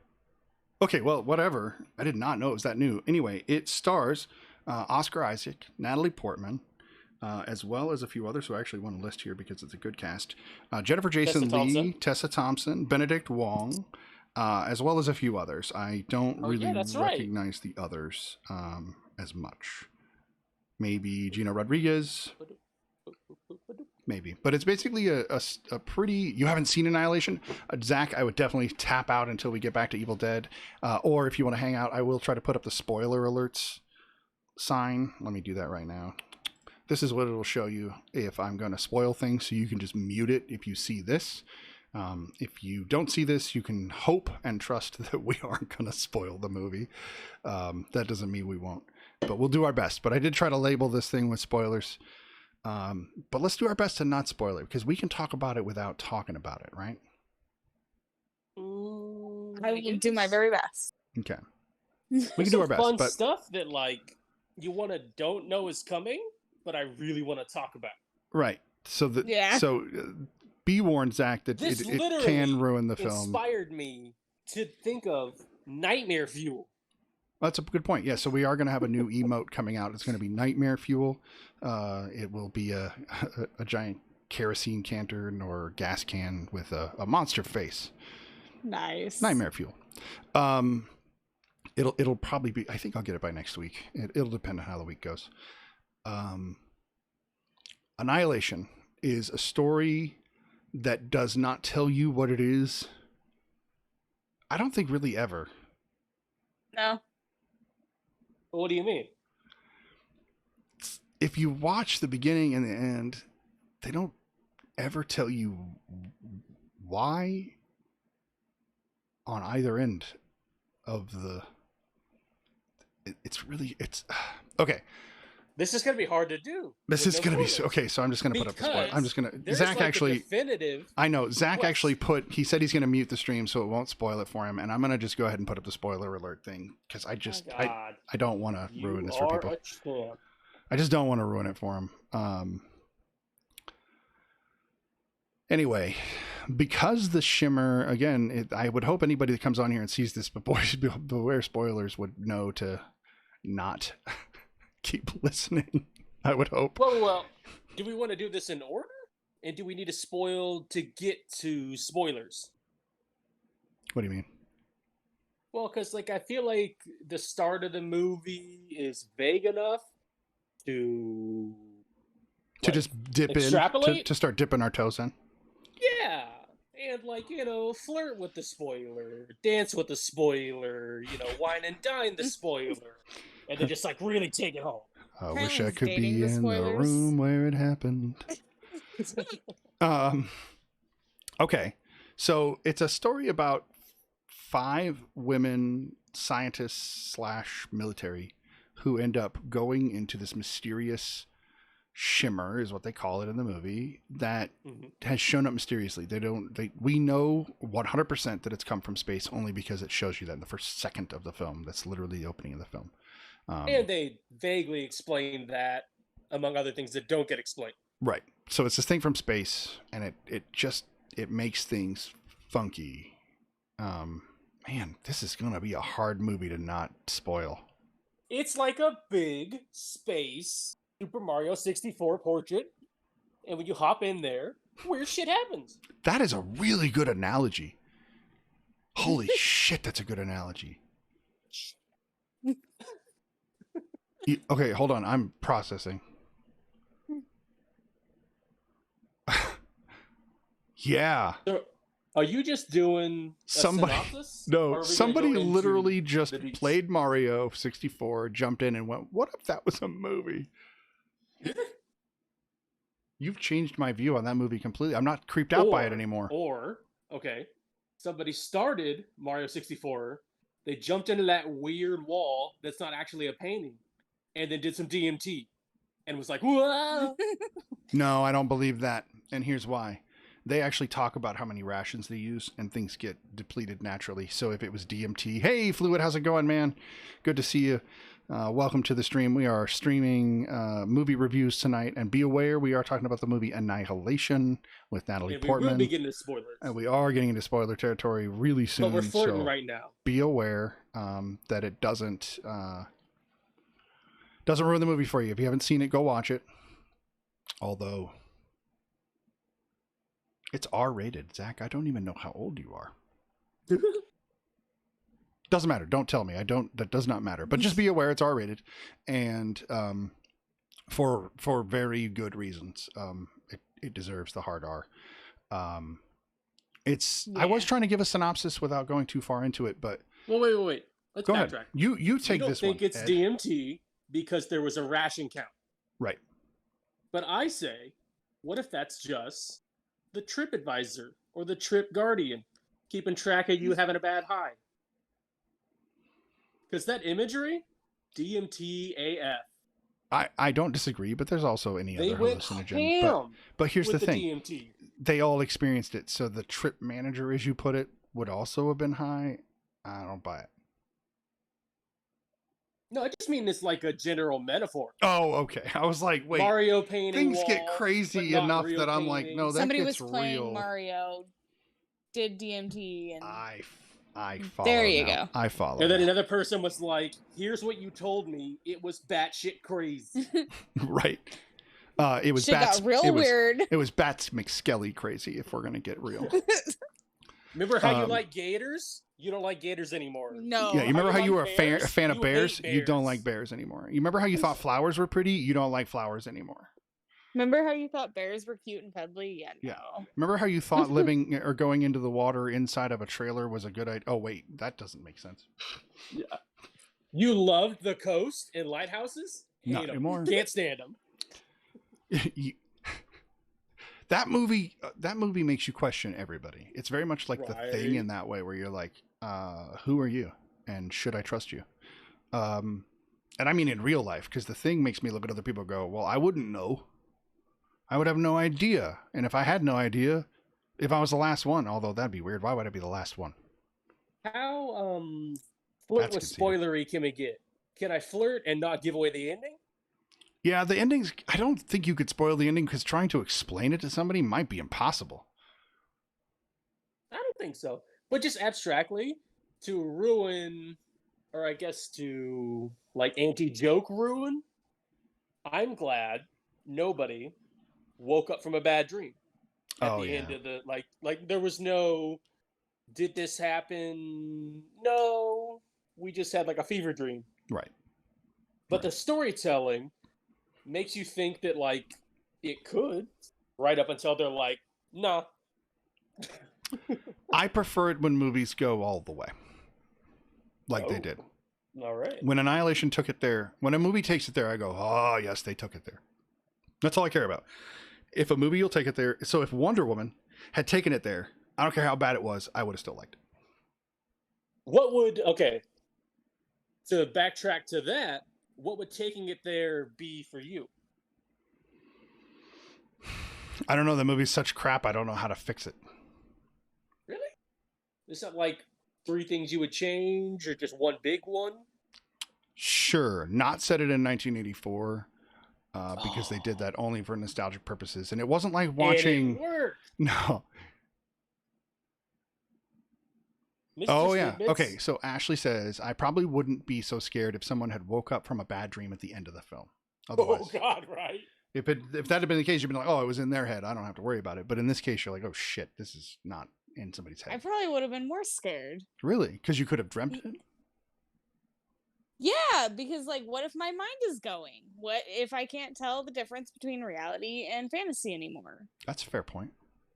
But aren't we getting into Freddy territory at that point? Yeah. Which is fine. Because he's amazing. And terrible at the same time. Like, he's like the Joker. Love him, wouldn't want to be him. Yeah. Love Freddy. Yeah, and I love the later But- Freddy when he starts to be a campy bastard. But anyway, back to Annihilation. I'm trying to remember. The movie starts with her just doing her regular shit year after the what happened, right? Mhm. So she's actually teaching a class right at the beginning, and she's actually teaching a class on cancer and genetics. And then a Cancer scene, cells in the right. And then a second later, we get to actually learn a lot about her in what I consider a very clever scene where the characters talk about things, but they don't just go, "Hey, your husband is missing." Right?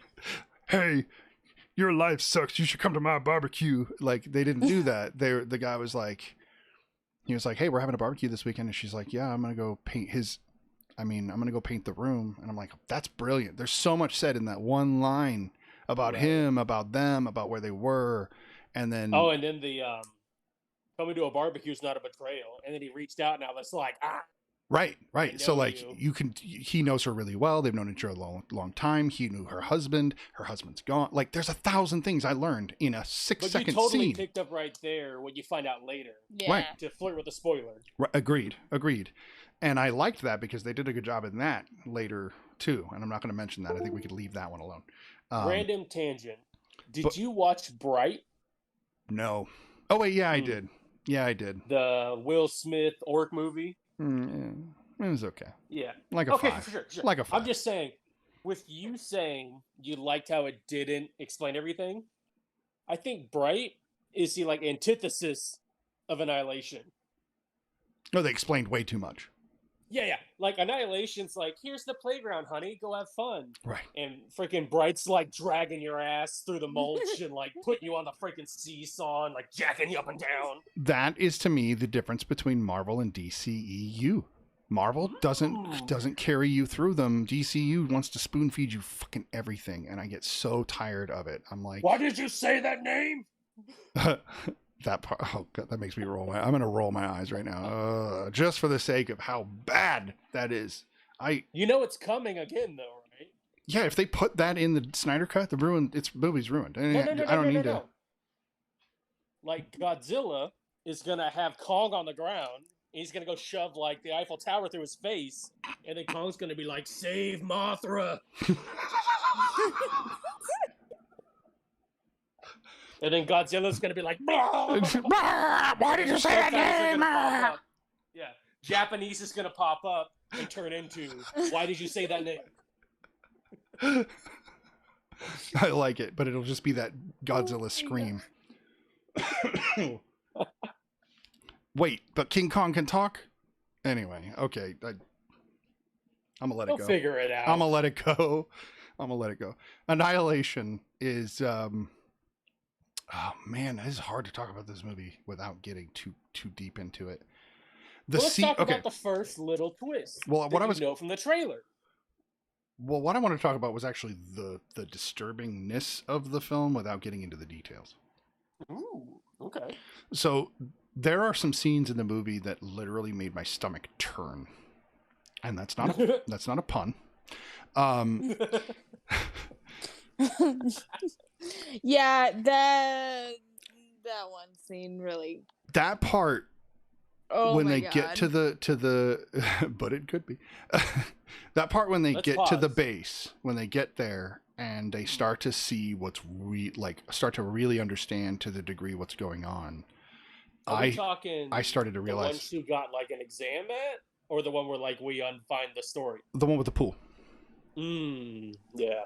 So it's like the old tape rec one. center or whatever. It's like an old rec center Yeah, that yeah, they've yeah. converted into a base, and they've even put up towers around it and fencing. Taken by time, some Last of Us shit put to life. Right. Yeah. And then our was hype. characters show up to this place, and the other characters have already been and gone here. And we get to see some of them. What I consider some of the most disturbing parts of the entire film are in that scene. Yeah, Good that shit. it definitely was. And it sticks with me Nightmare to fuel. this day. It is nightmare fuel, and it sticks with me to this day. It's literally the kind of thing you might have a nightmare about, and that's difficult because it makes you want to continue to feel that way. And I think that's why it disturbs my wife so much, especially since she's pregnant. It's really something that's probably resonating more than normal. Although she didn't watch it this time with me. She was like, "I'm never watching that movie again." So, and not because it's bad. It's a really, really, really good movie. It's just Okay. Yeah, I loved it personally, and I just watched it for the first time today. So nice. So right here. I want to pump the brakes. Pump. She loved it. I really enjoyed it. What did you think of it? I loved it. Okay. I'm the one that suggested it, if that helps. Mm-hmm. So, How mostly many times have you seen it? today would have been my, well, not today. I watched it over the last couple of days, but it would have been my third full viewing. But what's crazy about that movie is it's deep and thick enough that when I watched the beginning, I was like, I don't remember any of this. I didn't Right. remember most of the stuff with Portman. I don't remember the thing landing on the ground. I don't remember the lighthouse in the beginning. None of it. It was really weird. Well, that's like you mentioned in the cancer thing. I remember the character stuff between her and husband and coworker and colleagues, Right. and then the nightmare stuff way more than anything else. Interesting. And all that shit in like the 2/3 last third act part, that really stuck. All of that's like seared in my brain. Like bam. There's only Like two Conjuring. scenes you really remember, Bats McSkelly. Tell us what they are, just without spoilers if you can. So we're gonna see what she says about that. But it makes me want to say that it reminded me of the way I felt when I watched The Mist. Ooh. I was actually comparing it to that earlier. It disturbed me on that level. Yeah. And The Mist is one of the most disturbing films I've ever seen in my life. It freaks my head up every time I watch it. You're talking about the Frank Darabont one? Frank Darabont, Stephen King, Yeah, Movie. Thomas Jane. Yeah. and the Melissa woman that McBride. everybody wants to hate, but she's an amazing actress. Melissa McBride? Or The other lady, not the one. No, not Andrea. Not Andrea. We were just talking about this, Carol? weren't we? No, the one, the church lady? the church lady. And I don't mean that Dude, because she's of so religious people, but awesome. the actress is amazing. But that character, I'm just like, I'm sorry. She was my Okay. favorite. Just because she was so hateable. I agree, and And we can I go like off on that. This movie didn't have one. Oh, Annihilation. Yeah. Well, where the antagonist, you were like, all right, she's cool. Well, I just mean like everyone was just trying to survive and do their own shit, and the only one with like a motive was Portman. I disagree. You I disagree? think that the Ventress character had a very blatant motive, and that she was the antagonist of the film. Is that the doc lady? Yeah. The main one that like spearheaded the quest? The oldest lady of the group. Okay. Is she the Karate Kid love interest? No. The karate. Oh, by the way, Cobra Kai, the throwback love interest. I haven't watched any Cobra Kai. we're So on that. Ashley says Marcia Gay Harden is the name Right. of the lady. She's great. Jennifer Jason Leigh, by the way, we were talking about her, and you were trying to place her, and I remembered a movie you should absolutely know her from, Ed. Yeah. Hateful Eight. What? She's the lady that shows up at later on with Kurt The- Russell. Oh, the bounty. She's the bounty. Really? Mhm. Now, have you seen The Boys? No, we talked about this as well, and actually, Is she that gal though from the show? I can't tell you because I've only heard of and seen previews for The Boys, and I do want to watch it because I know what it is, and it's comic book. It's right up my alley. Like, it's totally something I should watch, and I have Prime, so there's no reason I shouldn't watch it. But Yeah, she might be the handler and PR lady. interesting. She's the sister in Weeds. Yes, Yeah, that's yes, Chelsea she knows is. the person. Yes. No, okay. So this is something, Chelsea. I assume you and Ed are very similar in age because it threw me off with how old he is. Because he seems Ouch. older. No, not in a negative way. He seems older than he is. It's too late. The genie's out of the bottle. So The bear's in the shimmer. just tell me, the bear's in the shimmer. Not in this economy. The bear isn't in the shimmer. Bears. They Um, can smell the menstruation. So That's the only thing that didn't horrify me is Brick's line in Anchorman popped up when the bear popped up. what? I think I missed everything you just said. Okay, have you seen Anchorman? The first one or the second one? The first one. Once. Oh. There's that line where Brick says the bears, they can smell the menstruation. The menstruation? What? I don't remember that. Yeah. It was right after the big fight, I think. Interesting. Or no. It was right when Christina Applegate join the news crew. Interesting. It was his reason for not liking her. Everyone had dumb, normal, quote unquote, sexist reasons, and then that was his reason. And that line kept me from being like pants peeing scared. Good. Okay, so something kept you in reality, even though it was not a reality line that did. And so Ashley had said that the alligator and the last 15 minutes are what disturb her and stick with her the most. Interesting. Which I can understand, but to me, the bear Those was way last worse than the alligator. 15 I don't like alligators in general, so that just automatically is a freak out for me. Right. Dude, I loved it. It's like when I tried to watch Crawl. Ashley, like you and Ashley need to talk more because she loves those kinds of flicks. If it's a bear attack in the woods or a giant snake or a giant crocodile, I don't do snakes. She loves the Anaconda movies, and yeah. Ugh. You don't remember the bear? That's why you aren't disturbed by it, because you don't remember it. It is, I think the scene is darker, more scary, more frightening overall than the alligator scene. That scene was terrifying. Like, and not just for the bear, not just for the. What did I do? For what it does. It's also the humans in that scene, like that are scary. Like the whole thing is not good. Yeah, that was like some Lord of the Flies meets Cthulhu bullshit. Yeah. Ashley says she'll watch any animal attack movie, is what she's saying, Chelsea. Ooh.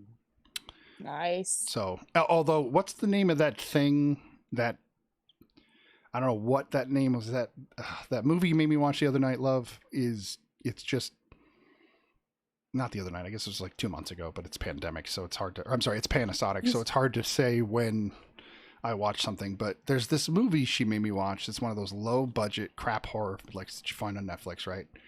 The best. Obviously.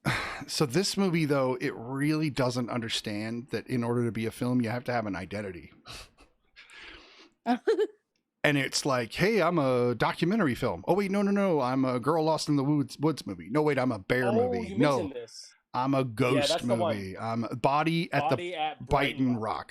Watch it. And then tell me that you think that's a good movie. I'll have to check it out. It is.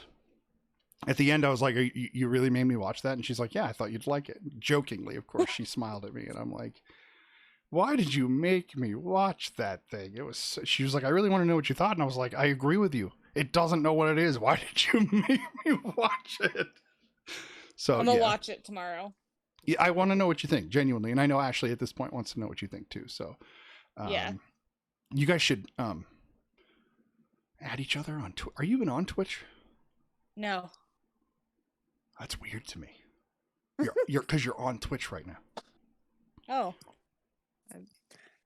I don't know much. I'm just connected through Discord? Yeah, but you are broadcasting through Twitch.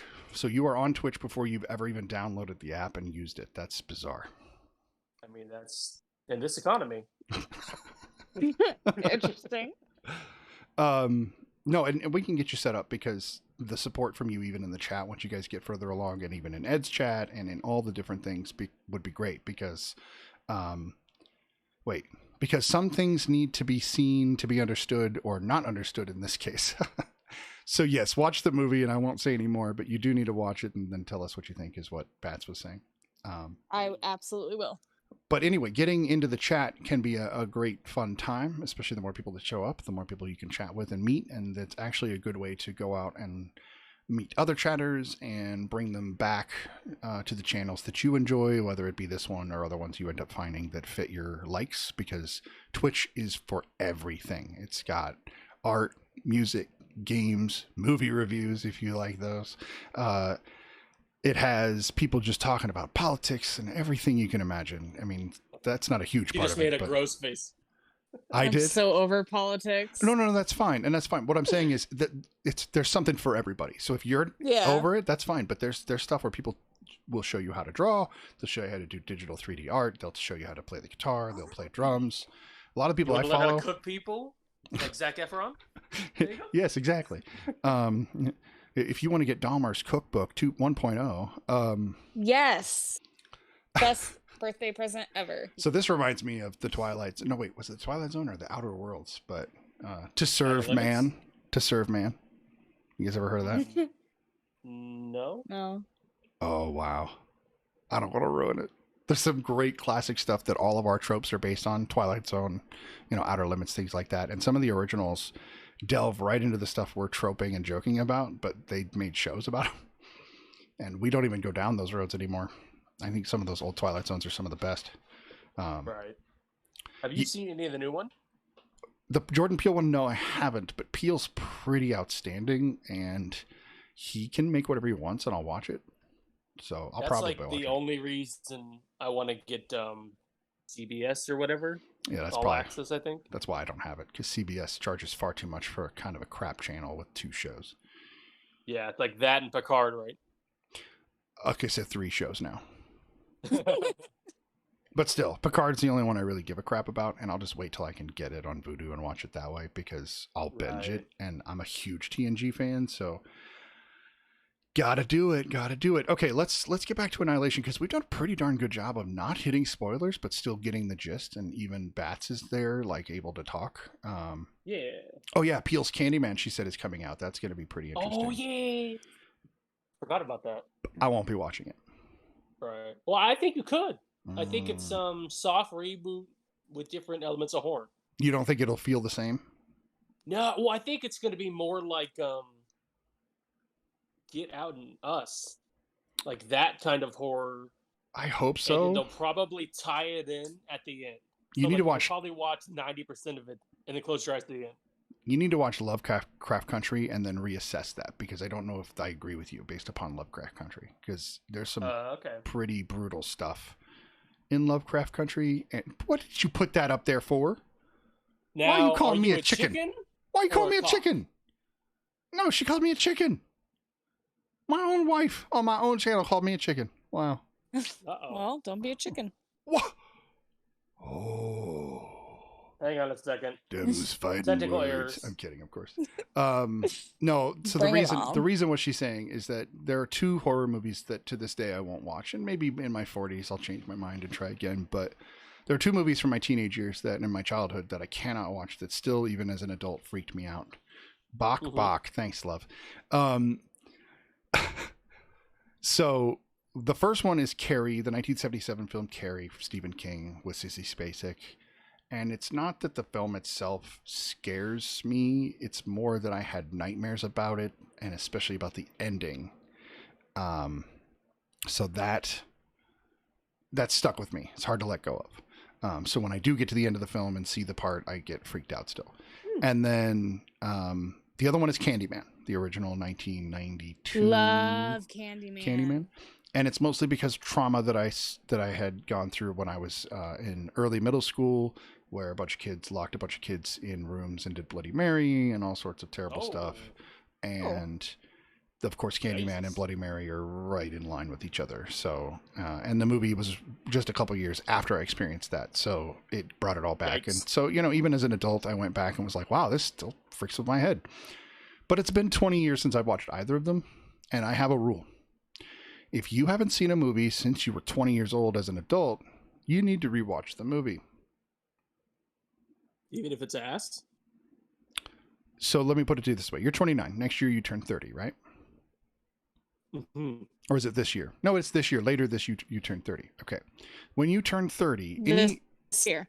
This year, right? Yeah, November. Me in August, him in November. Nice. Are you guys both the same age? Well, that was weird. Mm-hmm. Okay. So you guys both turn 30 this year. When you turn 30, and I promise you my wife will back me up on this, go back and watch all the movies you thought were really good before you turned 20. All of them. Okay. And then rewatch the ones that everybody else says were really good, but you thought were okay. I promise you're going to find some new movies you really love, and I'm going to promise you that you're going to find movies you loved that you think are turds. I believe it. It happened to me several times. I'm in my 40s now, so I did it in my 30s, and now I've done it again in my 40s. And this is what they call refining your taste, I guess, which is true. But I promise you, it's worth the trip. Especially, pick a handful of movies. There are some like The Princess Bride. It's gonna rock exactly the same way it did last time you saw it. but only some. Oh, What's your favorite movie from when you were a kid, Ed? probably animated Beauty and the Beast or Jurassic Park. So those are still on your top 50 list. Yeah, that's like 1 and 2, but like interchangeable. Interesting. I don't think that Jurassic Park's going to lose it when you go to watch it again. Obviously, you've seen it too many times even, but movies that fit this are going to be ones you And haven't seen dinosaurs as are many. rad. Agreed. And all the Jurassic Park movies are pretty fun and cool. Terminator chicken sinking into the molten metal at the... Is this chicken thing like, am I now Fruity Loops with chickens now? Is this like the way it is? You couldn't add a GIF? It wouldn't let you? No. I'm not sure if it will let you. No, I think it's just a Twitch thing. Yeah, No I image insertion. don't think that you can. No Maybe you peens can. popping up on chat. Maybe you can. Maybe. I don't think anybody has enough points to pick one of our movies yet. It will take some time. I do feel like I need to take a 5. You guys feel like you need to take a 5? I could use some water. Okay. So we're going to do a quick 5, less than that. We're just going to do a quick 2 or 3. So just grab some water and come back. But I need to use the facilities. And then I will be back and we'll finish up with Annihilation in the review. And then we'll move on to Evil Dead 2, Dead by Dawn. So you go use the best GoldenEye map. The what? The facility. Oh, I see. Okay. Okay. We will be right back, everybody. We'll be right back. You know what we've done, gang? We've defied all the laws of nature. That's it.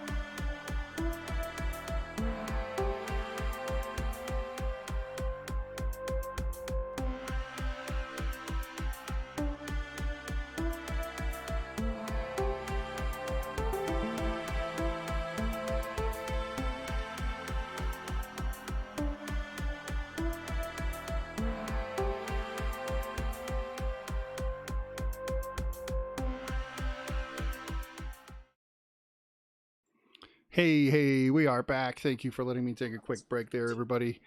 Gotta have those breaks. We're in the middle of Annihilation. We got about 15 more minutes on this film and whatever rando off the rails track we go down, but that's kind of part of the show.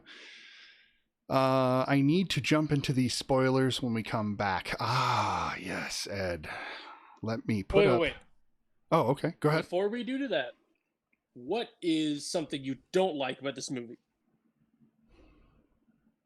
That it ended? Hmm. I mean, this movie hits all my favorite parts of the Okay, of all the Alien movies, one of my favorites is the Alien Resurrection movie because of just how disturbing and dark it gets at the end. Right. I don't know what it is, but when a movie wants to go into the realms that the human mind doesn't like, I tend to like it more, but it can't be horror related. So it can't be like related to my death, but it can sure be related to freaking my head up. I don't know. That's why I liked The Mist, the one we were talking about. That movie, literally just thought about the end and my stomach turned. Right? It's so good. I mean, I literally like Stephen King was like, damn. Yeah, even Stephen King was like, dude, why didn't I do that ending? Exactly. He was just like, way better than my book. Way better than my book. So, which is great. But yeah. Fire his dealer. Ashley and I saw that in the theater, and when we came out, we had a minivan at the time that had one of the back windows broken out of it because of it flew off the car as we went around a corner, which was kind of interesting. Shattered to pieces. There was no picking that up. But it was off for a couple of months, and we come out of the theater and it's foggy in Oregon. Because it's like, I think November or something that we saw it, and we were like, I don't really trust the van now. It could have been compromised. Like, we gotta, so it really messed with us even just leaving the theater. And there are not a lot of movies that do that stick with me even as I walk out the doors. Mine was Babadook. That just messed me up. I still haven't seen it. Wait. Please do. Hold up. Tell him why it messed you up like it messed them up. I was living out in the middle of the boonies and home alone and had just gotten really high. That'll do it. And that's, and I it think... was a huge house, and it was just... My wife likes The Strangers. I laugh my ass off at it because, mostly because... I'm sorry, when you have a shotgun in your hand and you accidentally kill somebody with it, don't drop your fucking gun. Hey, bro. Just saying. Just saying. Can we take like 3 minutes to like go into the weeds and ruin that movie? The Strangers?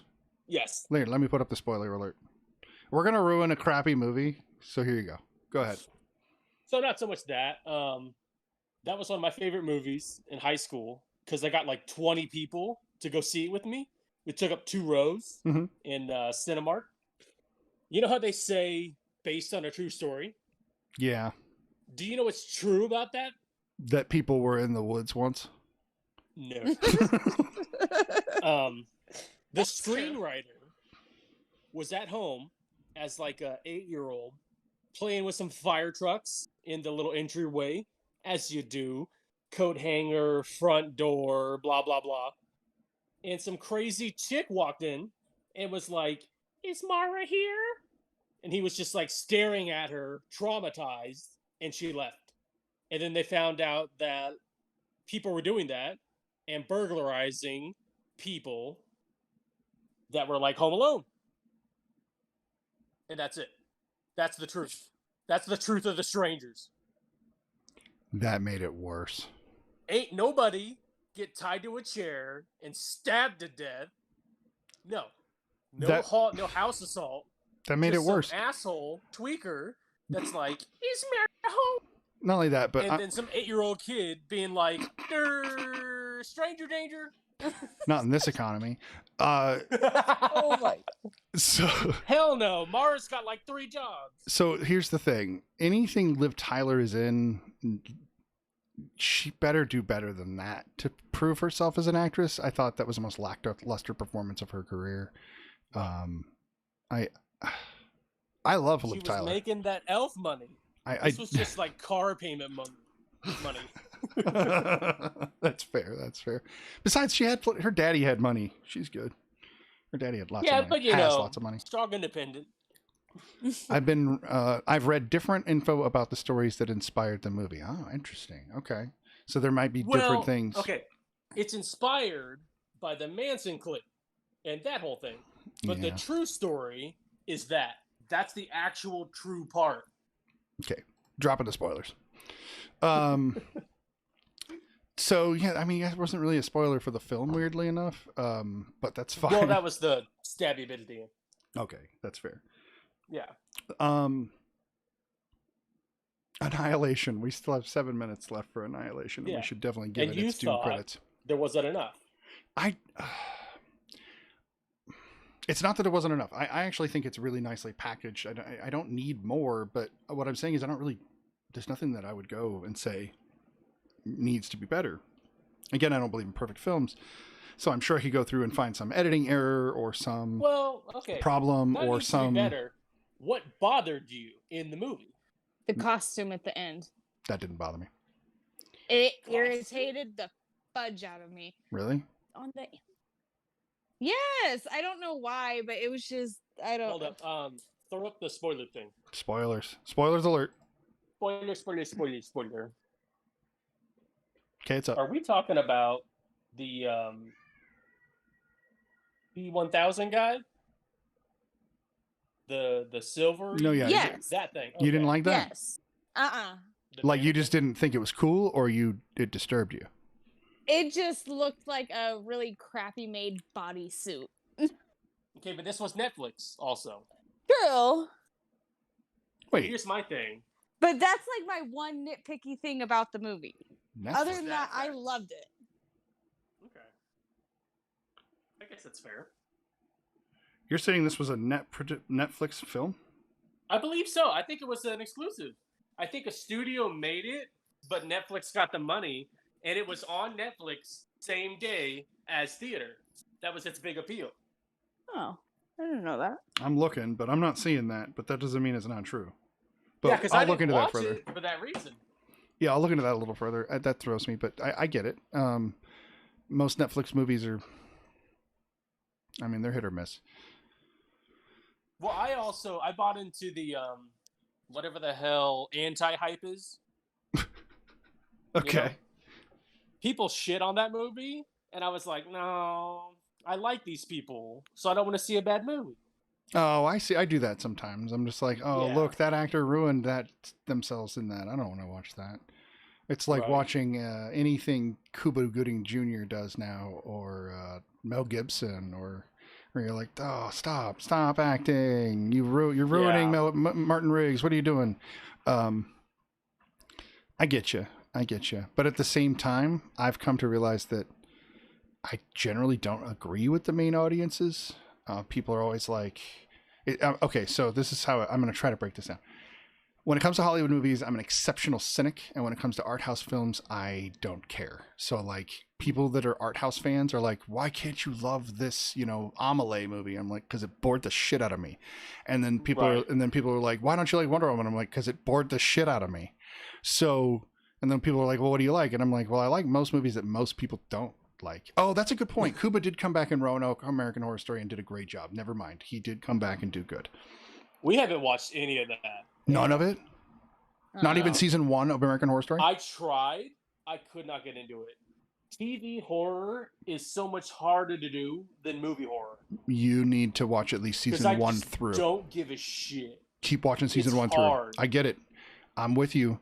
But watch season 1 and 5 at least, minimum. And they're separate, so you can watch them separately. It doesn't necessarily matter. My wife might disagree on a few things because of later seasons, but they do tie some seasons together later on. But the original 5 series, it's the same actors, totally different stories. And right. That's the appeal, though, right? It's like resetting the cast and doing the theme. Right. And so season 1 is your typical ghost house horror story, haunted house. It's fantastic. Watch through the whole thing. It gets really, really dark. Right up your alley. My other problem is that I don't have the time. So for a show, like I used to do this all the time because school. Right. I had a structure and I could like squeeze in an episode between homework or whatever. I'm just too tired for that kind of stuff. So take it in. This is what I do with TV shows because I have the same problem. My wife hates me because I don't watch TV shows with her. Because movies I can do 2 hours, boom, done, walk away. Right. A TV show takes a lot of commitment, especially if it's a multi-season TV show. And then people are like, yeah, but about half the episodes suck. And I'm like, why would I waste my time on those then? Can you just tell me the good ones and I'll skip and you can tell me what crappy crap happens in those episodes? See, but no, that people won't is even why watch it when all. people say, do you want to watch Walking Dead? I say no. Right. You don't do it. That's true for most TV shows. And even, I guess the reason I watch sitcoms, because you asked me, part of the reason, they're 20-minute episodes. I can watch 3 or 4, and it's like an hour-and-a-half TV show or movie, and I've taken a nice chunk out, right? But that's a problem, too. Well, you can't go past 3 to 5 episodes or you'll start to get sick of it. So, yeah, that's my issue. For me, right. I have, like, impulse control. So does Ashley. If I really like it, I'm just going to, like, sit my ass down. Okay. And I don't have time off until March. And I might be able to get through one season in a couple days. Right. But it's going to be until then. I think American Horror Story you guys could take in 2-hour increments a week. So watch 2 episodes a week. And you get through it pretty fast. So that'd be 5 weeks and you'd be done with the first season. I can't even get him to continue to watch House of Cards with me. Yeah, there are reasons I won't watch that show anymore. But she had never seen it before. Yeah, I just We're can't. only on like season 2. I can't see him on TV anymore. That's just me. Yeah. It's just because I love that show. Don't get me wrong. Ashley and I watched. I mean, she's going to tell you right now. She's a binge watcher. She says, by the way, and she was shocked that you guys hadn't seen American Horror Story. I'm doing a bad job on my chat.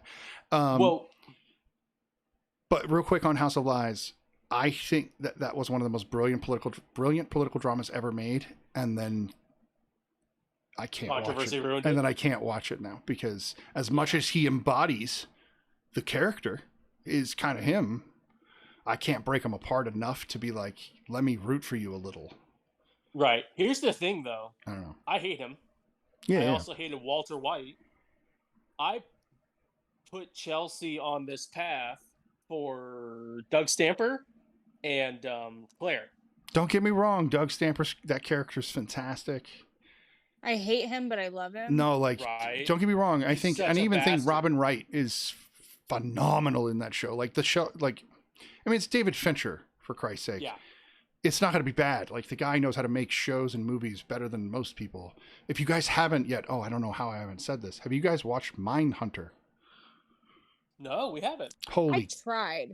You only tried? I think we've both seen 2 episodes and then we got really busy with shit. Yeah. It just kind of fell off. Would you set aside American Horror Story? Or, Mindhunter first? For me, for my money, Ashley would say the other way. What does Ashley say? Ashley would say the other way. I'm inclined to go with her. And I agree. You probably would. Yeah. Okay. Mindhunter, American Horror Story, or True Detective? Wait, which one do I like the most? If we were going to pick one to start with? Okay, so here's the thing. So this is weird because TV shows like this are weird because you're almost talking about anthologies. Not Mindhunter. Mindhunter is a continued straight through. Oh, Ashley says, fuck American Horror Story. Watch Mindhunter. Okay, so she agrees with me. It is. So it's Jonathan Groff as the main character. And he's phenomenal because he's not. I think we've seen the first episode. Okay, we just both watched it at 2 separate times. He's not the king. He's not King George. He's not the kid from Glee. He's none of those characters. He's not the guy from Frozen.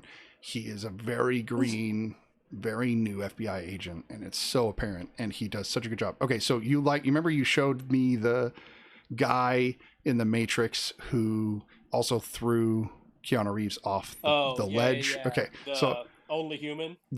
So I've got one of those for you here. The guy that plays Jonathan Groff's partner in Mindhunter is the guy that plays Tyler Durden's #1 guy in Fight Club. What? Not Jared Leto's character. The other one that when they talk about Bob and they say his name was Robert Paulson. The guy that says that very first time, the Build-A-House guy, Build-A-House guy. He's the second main character. Die, what would you wish you've done with your life? Right. I wish I would have built a house. Right. That guy is the second character, the partner in the FBI agency with Groff, and they are phenomenal together. Like, I didn't expect this guy to come out of nowhere, but you can tell that him and Frontier have known each other a long time since Fight Club, and he's like, come back and make this with me.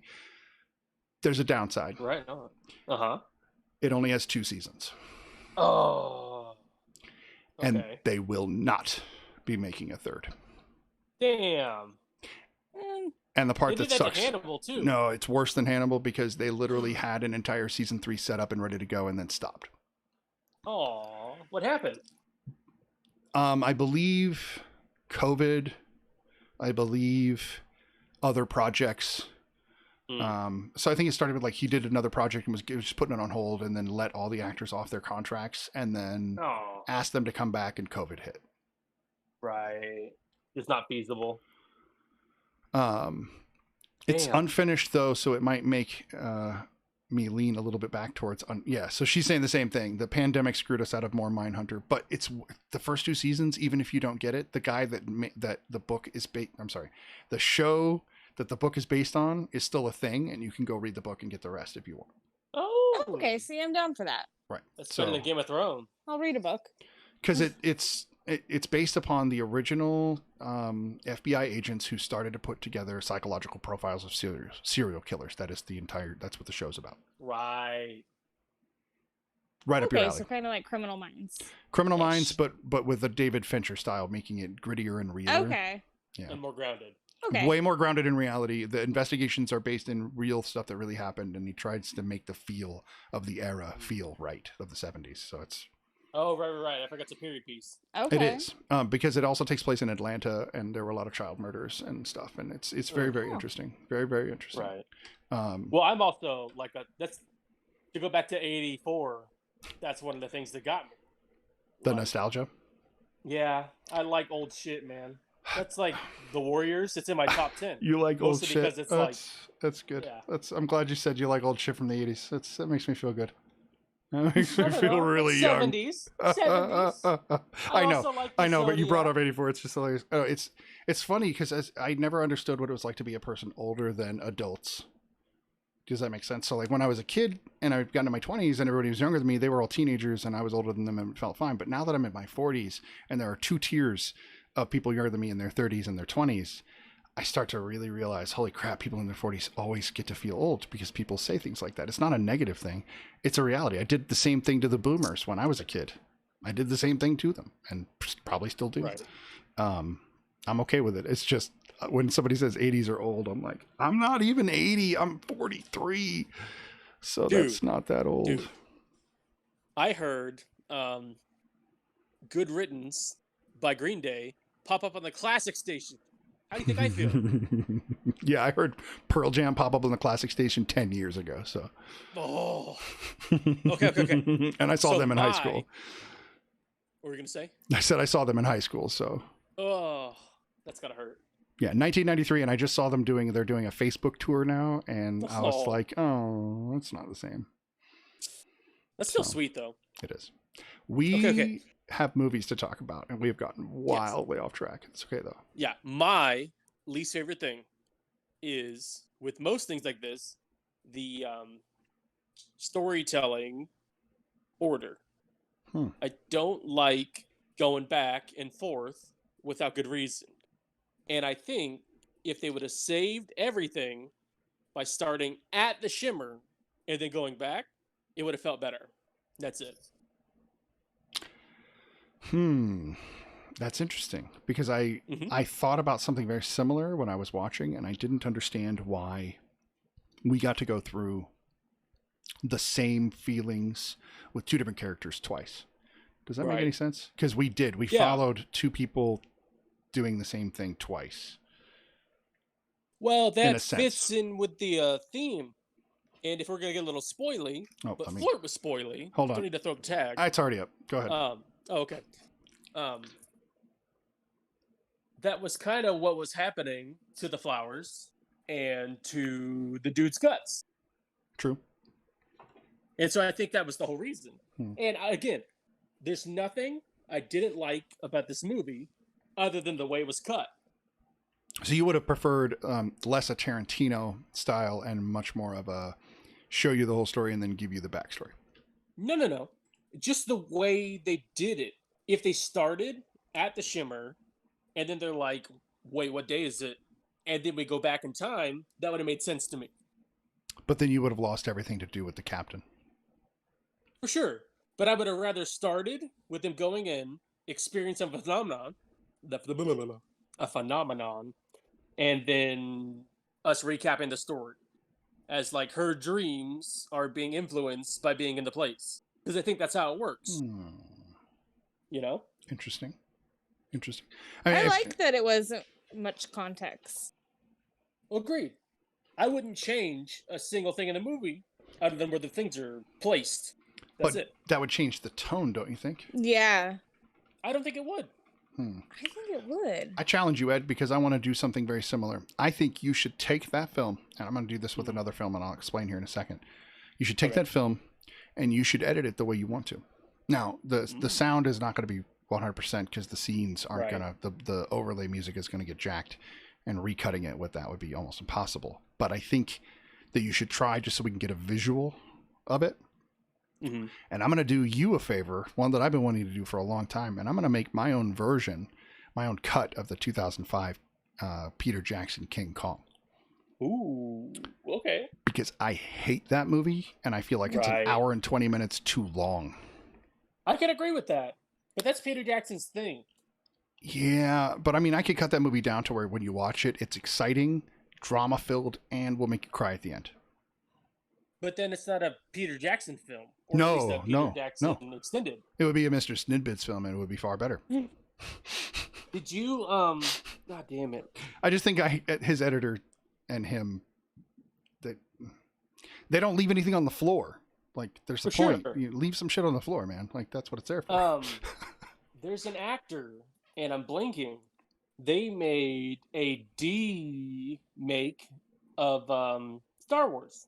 A D-make? Yeah, there's an actor, like well-known actor, and this happened a couple years ago, and I'm totally blanking. Feel like an asshole. They took Star Wars and they edited it down to what they remember it being in the theater, and it's the closest you can come to seeing how it was. Oh, They I can. They redid the special effects. Oh, I They see. took out the title, so it's just a scroll, text, no Star Wars, no New Hope. So it should say Star Wars, but not A New Hope, by the way. Yeah, that one. And then they took out all the bullshit in Tatooine. So they took out all the special features, or all the special just edition made it shit. like the theatrical cut. So I have that cut if you want it. Oh, maybe. It's not an illegal But cut. yeah. I have a DVD with the original cuts of the first three films untouched. Interesting. It was a special feature on a DVD released from early 2000 that like nobody knew about. Oh. It's actually not even the main discs. The main discs are still the special editions, the crap in 96, 97. And then the special features discs are literally just copies of the films in their original 77, 80, and 83 versions. It's freaking weird. Damn.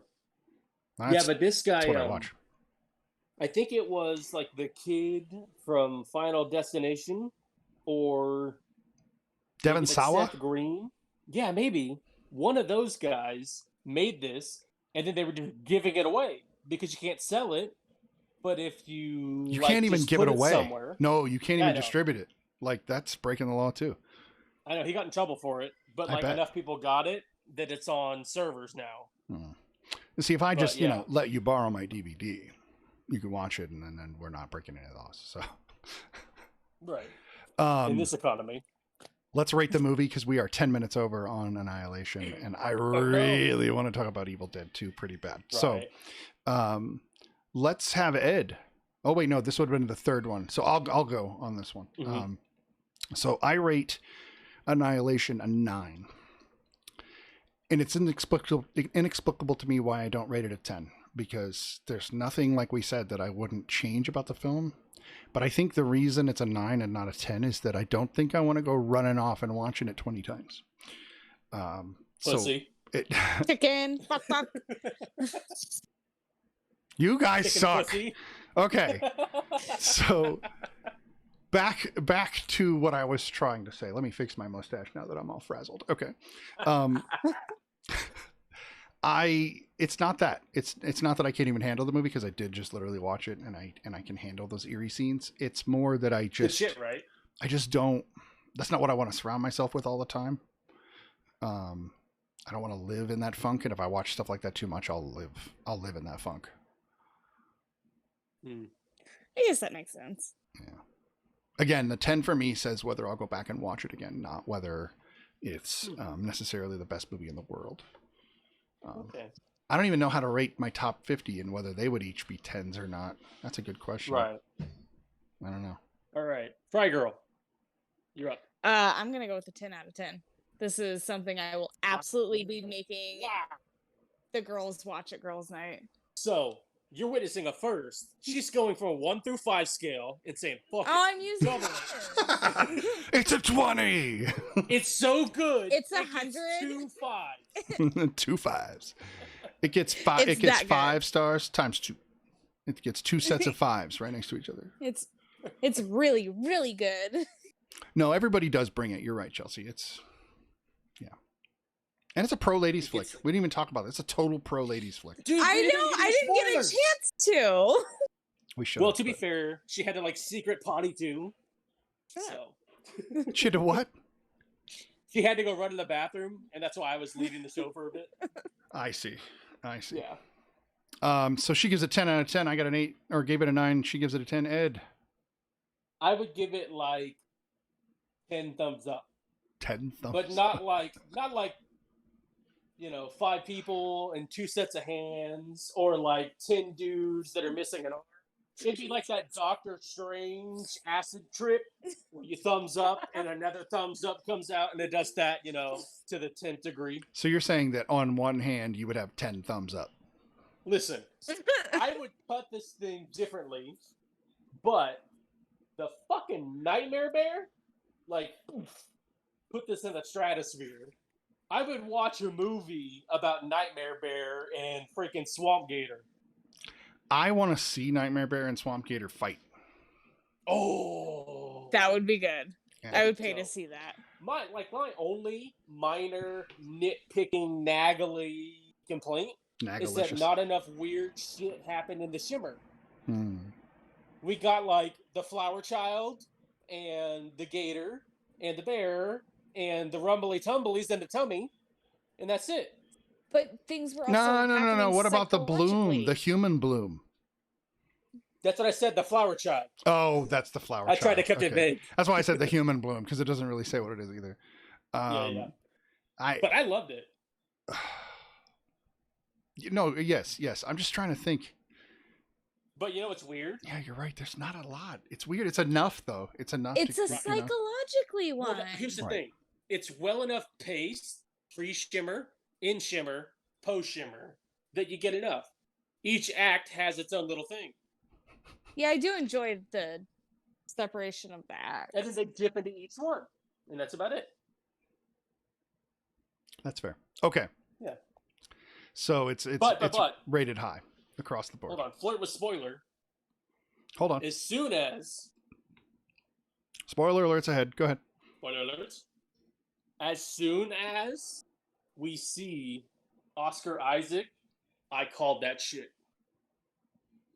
You mean the moment you see him in the beginning of the movie? Yes.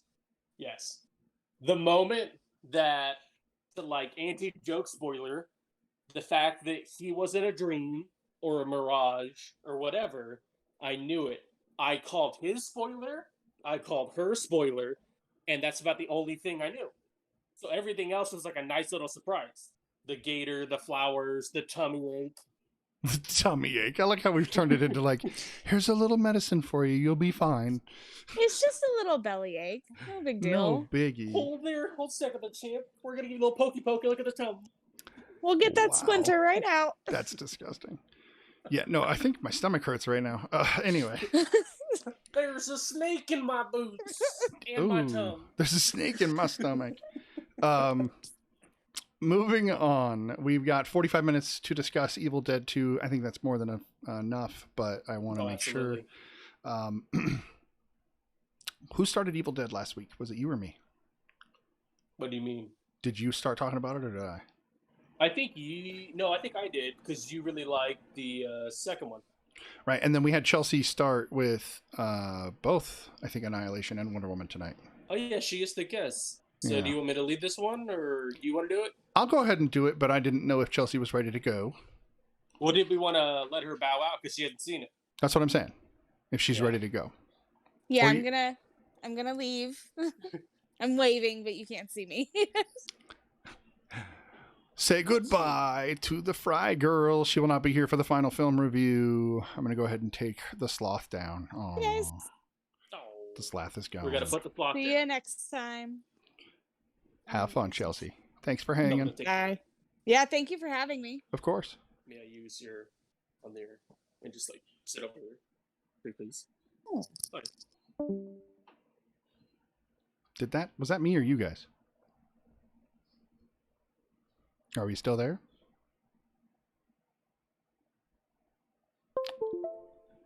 I think I might have lost my guess. No, I'm still here. You Okay. there? I'm here. Can you hear me? I can. Let me turn you down because your phone's a lot louder than hers. So there you go. Well- Oh, but you're breaking up I like have you a weren't legit before. headset. Okay, Daters. perfect. Okay. My mashed taters and daters. So now we are going to talk about Evil Dead 2, Dead by Dawn, which is, of course, the tag for the film. This is a 1988 film by Sam Raimi, a sequel to the movie we reviewed last week, which was Evil Dead, 1981. Evil Dead 2 is an interesting film because it does approach the same exact story as we said last week, but from a different perspective, from the same character's perspective. So it's like a different story with a different plot, but with the same character in the same I premise. think you could call it a soft reboot. I want to call it that, but again, like I said last week, I actually imagine it just living in an alternate dimension to the other movie rather than a Right. reboot. I think he genuinely knew where he was going on the second one, and Army of Darkness was a reality even before Evil Dead 2 was done. You could see it in the movie. Right. And also it goes pretty hard, so it can't really be a soft reboot. Yeah, it's way more graphic than the original in so many ways. And in some ways, that's actually part of what stopped them from having so much blood. Hey, did you notice that most of the blood in the movie is a variety of colors from blue to green to purple to black? It was a nice little barrage and palette of fluids. It was. So the only time they actually show you red blood is either when Ash himself is being damaged and he's bleeding, or the wall from his hand bled. Initially, it was red and then turned black. After that, every bit of blood was a different color. Yeah. What about the guy that gets 8? The guy that gets 8. Yeah. The guy that gets grabbed by the witch. Oh, yeah. I think it comes out green. What? No. I don't know if it was quite red or if it was like maybe Well, fuchsia, but it wasn't It blood might red. have a different tint, but like you could tell that was blood because he starts off going in like head first, and they hold on to his like legs, and it just freaking Mortal Kombat's out. Yeah. Okay. So that's one other scene where you actually get enough blood. Ashley says 1 is a hard horror while 2 is a horror comedy. And I do agree with that, love, but I watched it again and I'm not sure how much of a comedy I think it is. There Well, are here's the slapstick thing. moments, but I think it's because the demons are using cartoon physics, not because it's meant to be funny. Also, mean, it give me a is meant to be second, funny. so I can Go fire ahead. this up without the audio. Go ahead. I think, therefore I am. One second. Take your time. BRB in 30 seconds. Okay. Well, I'll just talk to myself then. Hi, my name's MrSnidBitS, and I do movie reviews. That wasn't Good enough Lord. time. I just wanted to be a part of the chat, but the damn ads are jumping in my ear like a dead eye. Oh, see, if Um, you were subbed to me, you wouldn't have any ads. See, Yeah, well, if I remember my password that you had to change, you could change my name. Wait, I didn't change the password. Well, my other password didn't work. But anyway, Weird. I feel like this is a horror first, and then we get the comedy when the power fantasy kicks in and he gets all badassed out. So this is actually going to be interesting. And I actually don't think I'm going to run too many spoiler like alerts on this since the film is from 88 and most people I know have seen it. And if you haven't seen Evil Dead and you don't want it spoiled, or Evil Dead 2, probably a good idea to just jump off right now and go watch it or watch it another day. But I don't want to run with my spoiler alerts the entire time because this is a far older film. Right. The thing I see about Evil Dead 2, and I've analyzed this movie a lot of times, so there's a bit of analysis going into this. I believe that Ash becomes a superhero in a combination of things. He becomes a superhero, one, by being infested by the Deadite menace, so that gives him the superpowers that he eventually has. Two, by the sun trying to block out the Deadite menace, which only works to some degree, and the only thing that actually makes him permanently human again that we know of, which actually isn't true because later on in Army of Darkness he goes again, but the love of Linda is what keeps him too. So it's love, the sun. Well, and the memento, that's like his totem if you want to get into Inception talk. Right. It is his totem. And if you notice, that totem is laying in the shape of a skull on the ground when he goes to pick it up. Yeah. Which I love. Really subtle. There's some great freaking imagery in this. Really is. So the way it breaks down to me, it's a 3-act play. And Act 1 is Evil Dead being redone with less characters. Act 2 is its own monster, and it's literally the transformation from Ash being human to superhero. And Act 3 is the defeating of the Deadites, if you will. Right. And it really plays out like a really classic Act 3 or 3-act play in so many ways. I've talked. Go ahead. I want to hear what you have to say. Well, I was going to say, I feel like it flirts with the comedy aspect to unsettle you and to ease tension. And I think that it's straight up like the first probably hour of the movie is straight up just Evil Dead remake while cutting out all the stuff that didn't work from the indie film before. All the awkward back and forward trying to establish these characters. Like, who gives a crap? It's this dude, it's his girl. They go to a cabin in the woods. They don't know these people. Oh crap, she's a Deadite. You know, he kills her. Now he fights his own struggle. He literally has to overcome evil. And then, oh, who are these people? They're the people that know the people that, you know, own the cabin. And then they introduce everyone and they do it in a way that's very horror-like. And then it gets really weird and like metaphysical, and it doesn't really break the fourth wall. But like with the laughing bits and everything, like that sort of cuts the tension while also upping the weird factor. But like the moment he gears up, that's when I feel like it switches into action, comedy, horror. I think it's once he cuts his hand off. Well, I would even say, okay, there's still horror elements there, but it's the moment that he dons the chainsaw, grabs the shotgun, cuts it off, and then literally says, groovy. Like, that is where we establish a firm tone. Like, that is his I am Iron Man, you know, that's the secret cap, I'm always angry. Like, that's that moment where he's like, shit's going down. Right. And then his confidence is like, he goes from being a dude that's like getting his ass whooped by some witch in a, you know, cellar to being like the hero. Who takes her out piece by piece, literally. Yeah. You know who plays the witch in the basement? I don't. It's actually Sam Raimi's little brother. What? Yeah, he's in every one of his movies. You just got to look for him. I was going to say, is it? You know who he is. He's the nerdy-looking kid with glasses in all the movies. No. I know him from the Hercules Xena stuff, and then he's also in the Sam Raimi Spider-Man as J. Jonah Jameson's assistant. Like, yes man. Yeah. Yep. That's him. That's his brother. Yeah. Doug Raimi? No. Doug Raimi? Doug Raimi. There we go. I think it's Doug. Yeah. Anyway, yeah. So he had to wear that suit for hours and hours and hours and hours. And apparently, if you watch the behind the scenes, he did not have a good time. And the reason that movie stands out to me as one of the pinnacles of horror isn't necessarily because I think it's the most fantastically shot film, because honestly, in a lot of ways, the first one was shot better because they tried a lot of new stuff in this film. If you look at the technology they were doing claymation, they were doing screen overlays, they were doing not green screen, but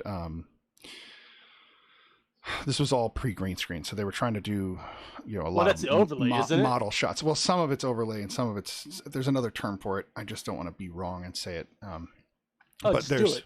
no, It's Evil I'm Dead, okay. man. Much like Hellraiser's Cenobites, the Deadites will join you in your torture and laugh. I agree. Cenobites are freaky. Ashley's definitely a horror junkie. Like, if we did a horror episode, she'd be able to come on here and destroy our ability to dismantle films. I gotta tell on myself again. I think I've only seen one Hellraiser. Well, their skin is peeled off. Which one have you seen? I don't remember. That's the thing. I just know the Pinhead character and some of the dead, or the Deadites. Goddamn, we just said the name. Cenobites. Thank you. Ooh, shit. Are you okay? Yeah. Did you punch her? No, she sat on this janky couch we have, and it made a pop noise. No good. No good. What's I gonna say? Yeah, so you brought up claymation. There's a lot in this movie, and it freaked me out. I'm not gonna lie. Well, the stuff with Linda when she's running around without her head is so disturbing. Like, watching it this time, I think as an adult with kids, I watched it this time, and I was like, there's nothing pleasant about this movie. There's nothing pleasant about it. It's not fun for anybody. And the only character that literally survives is the antagonist. And then you got to ask yourself the question, Ed. Did he become the superhero he was meant to become because he did or because he saw? Right. Because he saw himself in a picture. Right. And then donned that exact outfit. Why? The real chicken egg thing there. It really is. And so you got to ask yourself, is the Ash from Army of Darkness the first Ash or the second Ash? And then you have to ask yourself the questions about Evil Dead, the first one, and start wondering, wait, where the hell is that Ash from? Yes, Linda dancing in the woods is always creepy as fuck. I agree. It is not pleasurable to watch. It's disturbing. I think the part about Deadites that make them the worst is that they know who you are, and they know they do literally have your soul, so they can just act like you when they want to. And it's like the Invasion of the Body Snatchers, but they can snap on a fly and go from demon to human. It'd be really hard not to fall for that. Trying to exploit your weaknesses. It would be the fact that Ash looks at her and goes, "You're not my girlfriend. I'm just going to cut your face off." That's brutal. Like, that's not for anybody. Like, that takes a special kind of human. And I think if you haven't seen the show, a lot of this makes sense later on. I've seen a couple episodes, but I have not. It was one of the ones that it popped up on Netflix finally, I think. Right. And so, yeah, we have it all. I made it through season 1. We have it all. Oh, nice. So you'll have access to it. Same thing with American Horror Story. We have all 10 seasons, I think. So right. 8 seasons, 9. So Bats. Yeah. We were talking about the bridge in the chat. Did you notice that there was CGI where the bridge is all cut out? Or CGI, claymation? What do you mean? So they showed the bridge, and I swear to God, they made a model bridge, which is not uncommon for movies. Right. But then when Ash reacts to it, he's totally like a chunk of clay. It's not Bruce Campbell. It's a weird special effect, and I thought that was the weirdest thing to me. I will have to totally take a look. My wife is bringing in some hydration. Thank you, love. It's super creepy, and for some reason, that was the thing that bugged me the most in the movie, in terms of horror scares. Because I've mentioned before, I think we had a brief conversation about how I like claymation. I'm a huge fan of the Wallace and Gromit. I'm a huge fan of a couple of the Christmas special type movies. Special features on Jurassic Park. That's what they originally were going to do. They were going to do claymation until computer generated graphics popped up and The Abyss came out, and they just hired the whole team. I am 100% certain that had they make Jurassic Park with claymation, it would have sucked. I think it would have been endearing, but I think it would have made the second one better. I think that it would have been a last attempt at a Harryhausen style, and I think that the only reason Harryhausen worked even as late as something like Clash of the Titans is because of the film quality. Well, for sure. But I think when Jurassic Park came out in 93, the film quality had gotten to the highest peak of film. They hadn't gotten digital yet, but close enough with film that I think it would have stood out with more errors.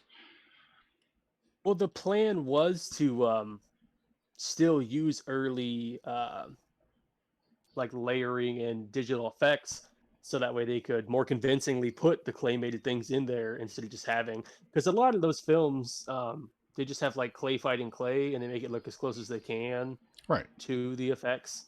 And I think they probably had prototype or early build mocap stuff that they were just gonna, you know. I saw a lot of that in the special features. That's a series of films that Ashley and I own, the trilogy. We watched every special feature, so I know exactly what you're talking about. Going back to what you were saying about Evil Dead 2, Ashley says, I know what you're talking about, Ed.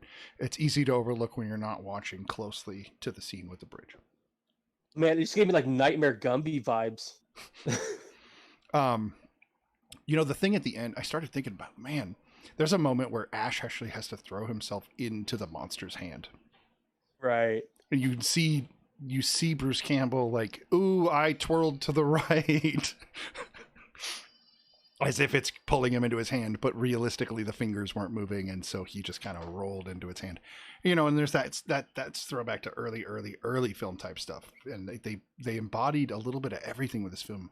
Movie stuff from the early period in the silent era, stuff from the Harryhausen era, obviously. They were also taking from a lot of the gore effects from the 80s, you know, the Nightmare on Elm Streets and the Friday the 13th, because this is 88, so they've already been through a lot of these. And so you get like Tom Savini, right, coming over, who's this, and Greg Nicotero, who we've talked about, coming over. And these are two of some of the greatest special effects artists in the history of cinema, period. And anybody wants to argue with me about that, bring it. I'm telling you, these are two of the greatest special effects artists in the history of cinema. And they brought it on this culmination of a film done by this student that nobody knew much about and made this Evil Dead 2. And I don't know how, but had they been a part of the first one, I think the series would have been more like the modern one is, but for the whole series. Yeah. It would have been something weird. Right, because those guys would have been like, Savini's amazing. That dude, holy crap. Ashley wants to be a special effects artist. That's like been her big dream. And so she follows these guys and knows them very well. There's a lot. I think I'm just talking, so if you want to stop me, just stop me, because I just love talking about this movie. But no, let's get to it. Let's get okay. So what do you love the most about it? So remember how I talked about the audio track of the first film and how it lined up and it made everything feel more real? Yeah, well, it also like elevated, in your opinion, from being just a passable, you know. Lady Crossart is here, and no, you won't get muted. I fixed the bot. It's been on lockdown today, so you can spam like crazy, Lady Crossart. We're actually in the middle of talking about Evil Dead 2. We're pretty far into it. I think we're kind of just talking about the nitty gritty details that we enjoyed or didn't enjoy. Pardon me. So I was talking about the audio that the first movie brought. I think the second movie, nice, lots of emotes. Those are awesome. Thank you for that. The second movie brings the same sound and audio quality. I love the hand and how it talks, you know, and it's in this weird, creepy way, and it's got a personality and an attitude. And there's some funniness with Ash, and he's like, oh, you know, and I love that. But the sound effects go even further, like when the dad's trying to break through into the new dimension, into this dimension, and you get to see them all looking left and looking right, and all the train sounds and car sounds and whistles and bells, and then you watch Sam Raimi like do something with I don't know how he did it. Nobody does this stuff still. This is not camera work that's done. I don't know why, but it like bends and creaks and follows along the wood, but then you also hear it and it stretches the frame. I don't know how the hell he did it, but he did. Yeah. And he did it over and over and over again, and it makes the entire movie eerie. It's fantastic. Anyway, I digress. Yeah, I like I don't know what you call it. It's not really shaky cam, but you know, the action chase cam that, you know, follows. I don't know. They keep subtitling it. They call it the demon and the growling, but like I just call it the Evil Dead. The thing we know to be. Just call it the Deadites. The Deadite cam. Deadite King. Yeah, the first movie, I feel like that's the thing that set it apart from everything else. That was its signature, and God, they did it so much better in this one. I love that track. Like in the first one, it destroys that cabin, getting to a lot of them, and it like breaks some stuff and does some scares. But in this one, like it hunts him down, Well, and and it looks so good because that's like a guy with a camera like chasing him through the house. oh yeah, but it also the way that it flies with him through the air, and like Mhm. I one of my favorite scenes in the whole movie is when he finally gets thrown by the Deadite superpower or whatever into the puddle, and the way they made Bruce Campbell throw himself into that puddle is phenomenal, because he's not just head first, it's almost like he's head flopping into the puddle first, and I'm just like, man, you literally hit your face first in that puddle. But that's what they did to him through the whole movie. You watch him when he does his own shtick, beating himself up with the plates and throwing himself around, and there's so many parts of that movie that I love. It's why it's one of my favorites.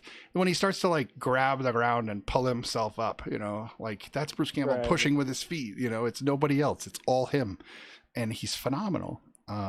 He really is. Did I ever tell you I got to meet him? You did not. How that happened? Yeah. No, the really lame way. We paid. Oh, nice. We have a picture with him, and so we got to. Just me and Ashley got a picture with him, and yeah, he was wearing this dope purple suit. Was he at a con? Yeah, it was actually for Evil Dead 2013. What? Where's that? This was in Portland. Oh, nice. So is that Rose City then? This was Wizard World. Wizard World. Yeah. I still haven't been to one, man. I missed the Eugene one even when they were still doing that. I was at all of those. Damn. Well, I was working for the video game store, which I'm not going to say the specific name of, but I was working for the video game store and worked, and went there as a representative. So I got to get in for free, and I got to meet. Let's see, I met Ernie Hudson while going there. Oh, right. I got to meet. Love. What's her name? I always forget her name. Have you seen Twin Peaks? I have, but I don't really know anyone from that. Have you seen Shameless? Yes. Have you seen all through most of the seasons? I've seen up to like season 8, I think. Okay, Frank's weed friend, the girl that lives out at the commune that grows all the weed. Yeah. I do. Did you ever? Oh no, you wouldn't know her from that. She's not an overly famous actress, but she's somebody I knew from a ton of movies and Twin Peaks and all these things from when I was young, and I got to meet her too, and that was really cool. I'll get her name here in a second. Ashley knows it, but she's I think busy with our baby. And then who else did I meet? I'm kind of just going through the who's who of who I met. I did get to talk to Stan Lee once. Nice. And it was in line, it wasn't like I got to sit next to the guy, but I don't think of it that way. That's not going to happen for most people. So if somebody has that story, come on the show. We'll talk about it. Right. But I got to the front of the line because I'm one of those people that will run to make sure I get to the front of the line. And then I had to ask him, I was like, because he did, rest in peace. He did always talk a lot about Superman and how he just kind of didn't understand Superman, right? So I get up and I want to get him riled up a little bit. So I'm like, so I heard you disdain Superman. Can you explain to me why? And that got him riled up a little bit. And he was like, I don't really hate him, but I don't understand a guy. And he like reaches up and Stanley rips his own glasses off and goes, how is that a character change? And then puts his glasses back on. Sherilyn Finn is her name. That's awesome. Sherilyn Finn is the name of the woman in Weeds and Twin Peaks that I've also met. But yeah, I made him tear off his glasses and chat, and then he went off about how Thor makes sense because if you throw a hammer and let it pull you, it makes way more sense than just flying straight up. So that's Stanley. Did I lose you, Ed? I think I lost Ed. Let's find out. I think I did. I think his phone may have died. That's sadness. That's okay, because I can continue to talk about the movies. Oh yeah, he did. He left. Let's see if I can get him back. But you guys can still hear me, and that's what matters. Oh no, it's not even showing that I can invite him back. Oh no. My stream is still working, but you know, that's okay. That's okay. I will continue to talk about Evil Dead 2 because I do really thoroughly enjoy it. And hopefully he'll be able to just jump back in. There's no block on the chat, so if he can get back in, he can get back in. But we've been talking about Evil Dead 2 the most. Oh, I didn't put up my, let me put up this live scene. These are the movies that we've been discussing tonight. We've got Wonder Woman 1984, Evil Dead 2, which is the one we're on now, and then we also discussed Annihilation. Yeah, I saw that, Ed. I don't know what happened. Go ahead and try to rejoin. We still got plenty of minutes here. It's not like the very, very end. So if you can rejoin, that would be fantastic. If you can't, that's okay too. But try. Do your best. So anyway, your Discord did drop. That I do know. So just let me re-invite you. Give me a second. Yes, I agree with Lady Crossheart. Close your program, Discord program completely, and then reopen it, and then you should be able to rejoin.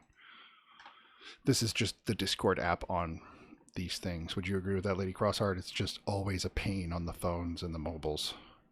Never found it to be overly easy on the mobiles. That's true about Twitch too. It's not as easy to use on a mobile as it is on a desktop or a laptop.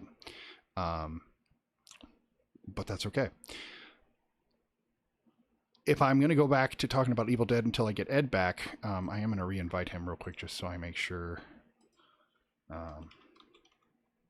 Oops, wrong thing. Fry Guy. No. Wow, it's not even showing him up. Like he's even able to get invited. What the crap? Okay, maybe I will shut Discord down. Wait, is he back? You there? He's back! Whoa. He's back! That was a trip. So you were riling up Stan Lee, and you asked him about Superman, and asked him why he didn't like him, and then that started it, and then blank, it went quiet. But we got you back. And I got scared. And we got a new follower, Fry Girl 91. Thank you so much for the follow. Thank you so much. I know you were on the show a second ago, but still very awesome that you're following now. And there are fun things in the chat now. I think that if you hit exclamation point command, you should be able to get. Can you hear me? I can hear you. Okay. I had her pull it up to make sure that like you were still going, cause. Yeah. Oof. I am. Can somebody type exclamation point command and see if the commands come up for my chat? Because I'm almost certain they should at this point, but I want to make sure. And then there are fun new point channel things for those that have only been here last week. I added a pick the movie feature. So if you can get 5,000 channel points, you can actually tell us what movie you want us to review in a future week. It won't necessarily be next week. In fact, next week we've already got our movies planned. For those that want to know, the movies we're going to be watching for next week are going to include in this order: No Commands List, and Smash Bros. Got. Oh, no. Okay. Stream Elements timed out WiseBot for 300 seconds. My bots are fighting again. Okay, ignore the commands. I'll get that fixed. All I know is that people aren't getting booted for freaking. Fight about. No, yep, didn't let her do that either. Oh, you got to save up? Yeah, you totally should. Anybody who gets a 5,000, it's once per stream that can pick a movie for the future. And then if 3 people pick them, then we don't have to. And I find that to be more entertaining and interesting because then you will actually want to know what we have to say. So I think that's a fun way to go. So the movies next week are going to include, hold on, I got these on top of my head. I do. We're going to watch Freaky. That's the new Vince Vaughn movie that's based on Freaky Friday, but it's horror. Oh, thank you for the bits, Lady Crossheart. Oh, wow. Thank you so much. That's so amazing. Oh, Lady Crossheart just cheered 10 bits to us. Very, very nice. Very cool. That's so awesome. Thank you so much for that. Any support for the channel, we really appreciate. We're really trying hard here. Ed's putting in a lot of hours. I can tell because he's getting tired and not talking as much now as he was in the beginning. I'm just concerned. I'm still thinking about what you were saying because I don't know if we finished the Stan Lee story. Finish the what? The Stan Lee story where you asked him about Superman. Oh, you left before that was dropped over. like a bad habit. Oh, that's right. Okay. So yeah, when I met Stan Lee, I asked him to take off his glasses, or I asked him about Superman, or yeah, he took off his glasses. He said, "Is that really a costume?" And he got all kind of fun with it, put them back on, and then talked about how, "Hey, Salty Dog, how you doing, sir? Good to see you. Welcome aboard the Carnival, the SnidBitS Carnival movie reviews with Ed, the Fry Guy." Hey. So we've got the moment where he starts talking about Superman and how he actually prefers Thor because Thor can whip up his hammer and throw it and it'll carry him, and that to him makes sense, but a dude that can just fly doesn't make any sense. That's funny. And that's where he left it, and I was like, thanks, dude, I really appreciate it. And it's funny because I had heard the story before, but I wanted to get the whole audience to hear the story, so that's why I went up and asked it. And that, you'll find that that's true with a lot of times. That's what I do. So that's a good question, though. It is. Everyone experience that. It is, especially since you're talking about, one of the original characters that he grew up with. So, he's going to have some opinions about it. Stanley aside, let's get back to the the Evil Dead, which, by the way, next week, Freaky, Vince Vaughn. We're also going to be doing Evil Dead 2 sequel, which is Army of Darkness. And then we're also going to do Primer, which perfect timing because there's Salty Dog. Salty Dog will actually be joining us next week through the Discord in order to talk Primer. Ed and I have never seen it. He has. So it'll be very interesting to hear his take versus our fresh and brand new take. I'm really excited about that. It'll be fun. But that means this week 2 I've got new movies is like good for me. Well, we're going to have 2 new movies and a classic that I don't even need to watch. Like I could talk about it right now. I don't need to watch it. I probably will. Yeah, I probably will, but I've seen it dozens and dozens and dozens of times. Like I just know the movie inside and out because it's the first one I saw. It's the one that led me to the Evil Dead series. Yeah. I didn't see Evil Dead 2 in 88. I was 11. There's no way my parents were going to let me watch that. And then Army of Darkness came out in 92 when I was in high school. I was 15. So hell yes, I watched that and fell in love almost immediately. So that'll be next week. Let's finish Evil Dead 2 though, Ed. Any more thoughts on Evil Dead 2 that you'd like to bring up? I think I mentioned last time that my appreciation for Evil Dead 1 came from the fact that I knew Evil Dead 2 was coming because they kind of knocked everything out of the park. Right. And watching it again, I kind of forgot how much I love that movie. Evil Dead 2? Yeah. Yeah, it's good. Like, it's like the first one, you can tell that there's a guy with a good idea and a team that can't quite make it happen. Right. But this was like where they found everyone that could just bring it. I agree. And again, the special effects people brought it too. So, yes. Oddly enough, it made me want to watch Cabin in the Woods and other horror movies. And I don't know a lot of horror movies that do that. That's a good point. Make me want to watch more movies. I'm glad you had a lazy day, Captain Salty Dog. That's pretty awesome. That's a good thing. And I agree with you, Ed. It does. It has that like, oh, I got to watch another horror movie. I got to watch something else like this or spawned by this or what inspired this in the first place. Because what I'd like to know is what made Raimi think of those movies. What did he watch to get those movies? You know what I mean? Like, that's what always draws me back. I always go back, not forward. But I get what you're saying. Yeah. I like to know what influenced the people that I love. I'm looking at the poster right now because I put it up and I wanted to put it up big for a reason. To me, the Evil Dead 2 poster might be one of the creepiest posters I've ever seen. It's so unsettling. Just the eyeball and the skulls? The eyeballs and the skulls, man, is so unsettling. And it's pre-digital. They did that before there was digital. How did they do that? Because they did it well. And they made me... It's staring at me and I don't like it. Anyway, I'm going to put it down now. I'm not going to lie. I kind of forgot this movie had a subtitle. The Dead by Dawn? Yeah. I mean, they say it about 100 times in the film. Well, no. And that's when I saw the title, I was like, that sounds so familiar. And then the chanting happened and I was like, there it is. Right. Salty Dog just said he remembers watching Evil Dead 2 and Bubba Hotep. And I got to say, Bubba Hotep, if you haven't seen it, is probably one of those perfect Bruce Campbell gems that people don't realize. Have you ever seen it, Ed? I have not. Okay, so here's the premise. Are you ready? Yeah. I am not bullshitting you. Here it comes. Mm-hmm. Elvis Presley didn't Yeah. die. Okay. Bruce Campbell plays Elvis Presley. Right. He's living in a retirement home, but nobody knows. He just basically disappeared. That's part of the story. I'm not going to ruin why he's there, but he's there when he shouldn't be. He should be dead.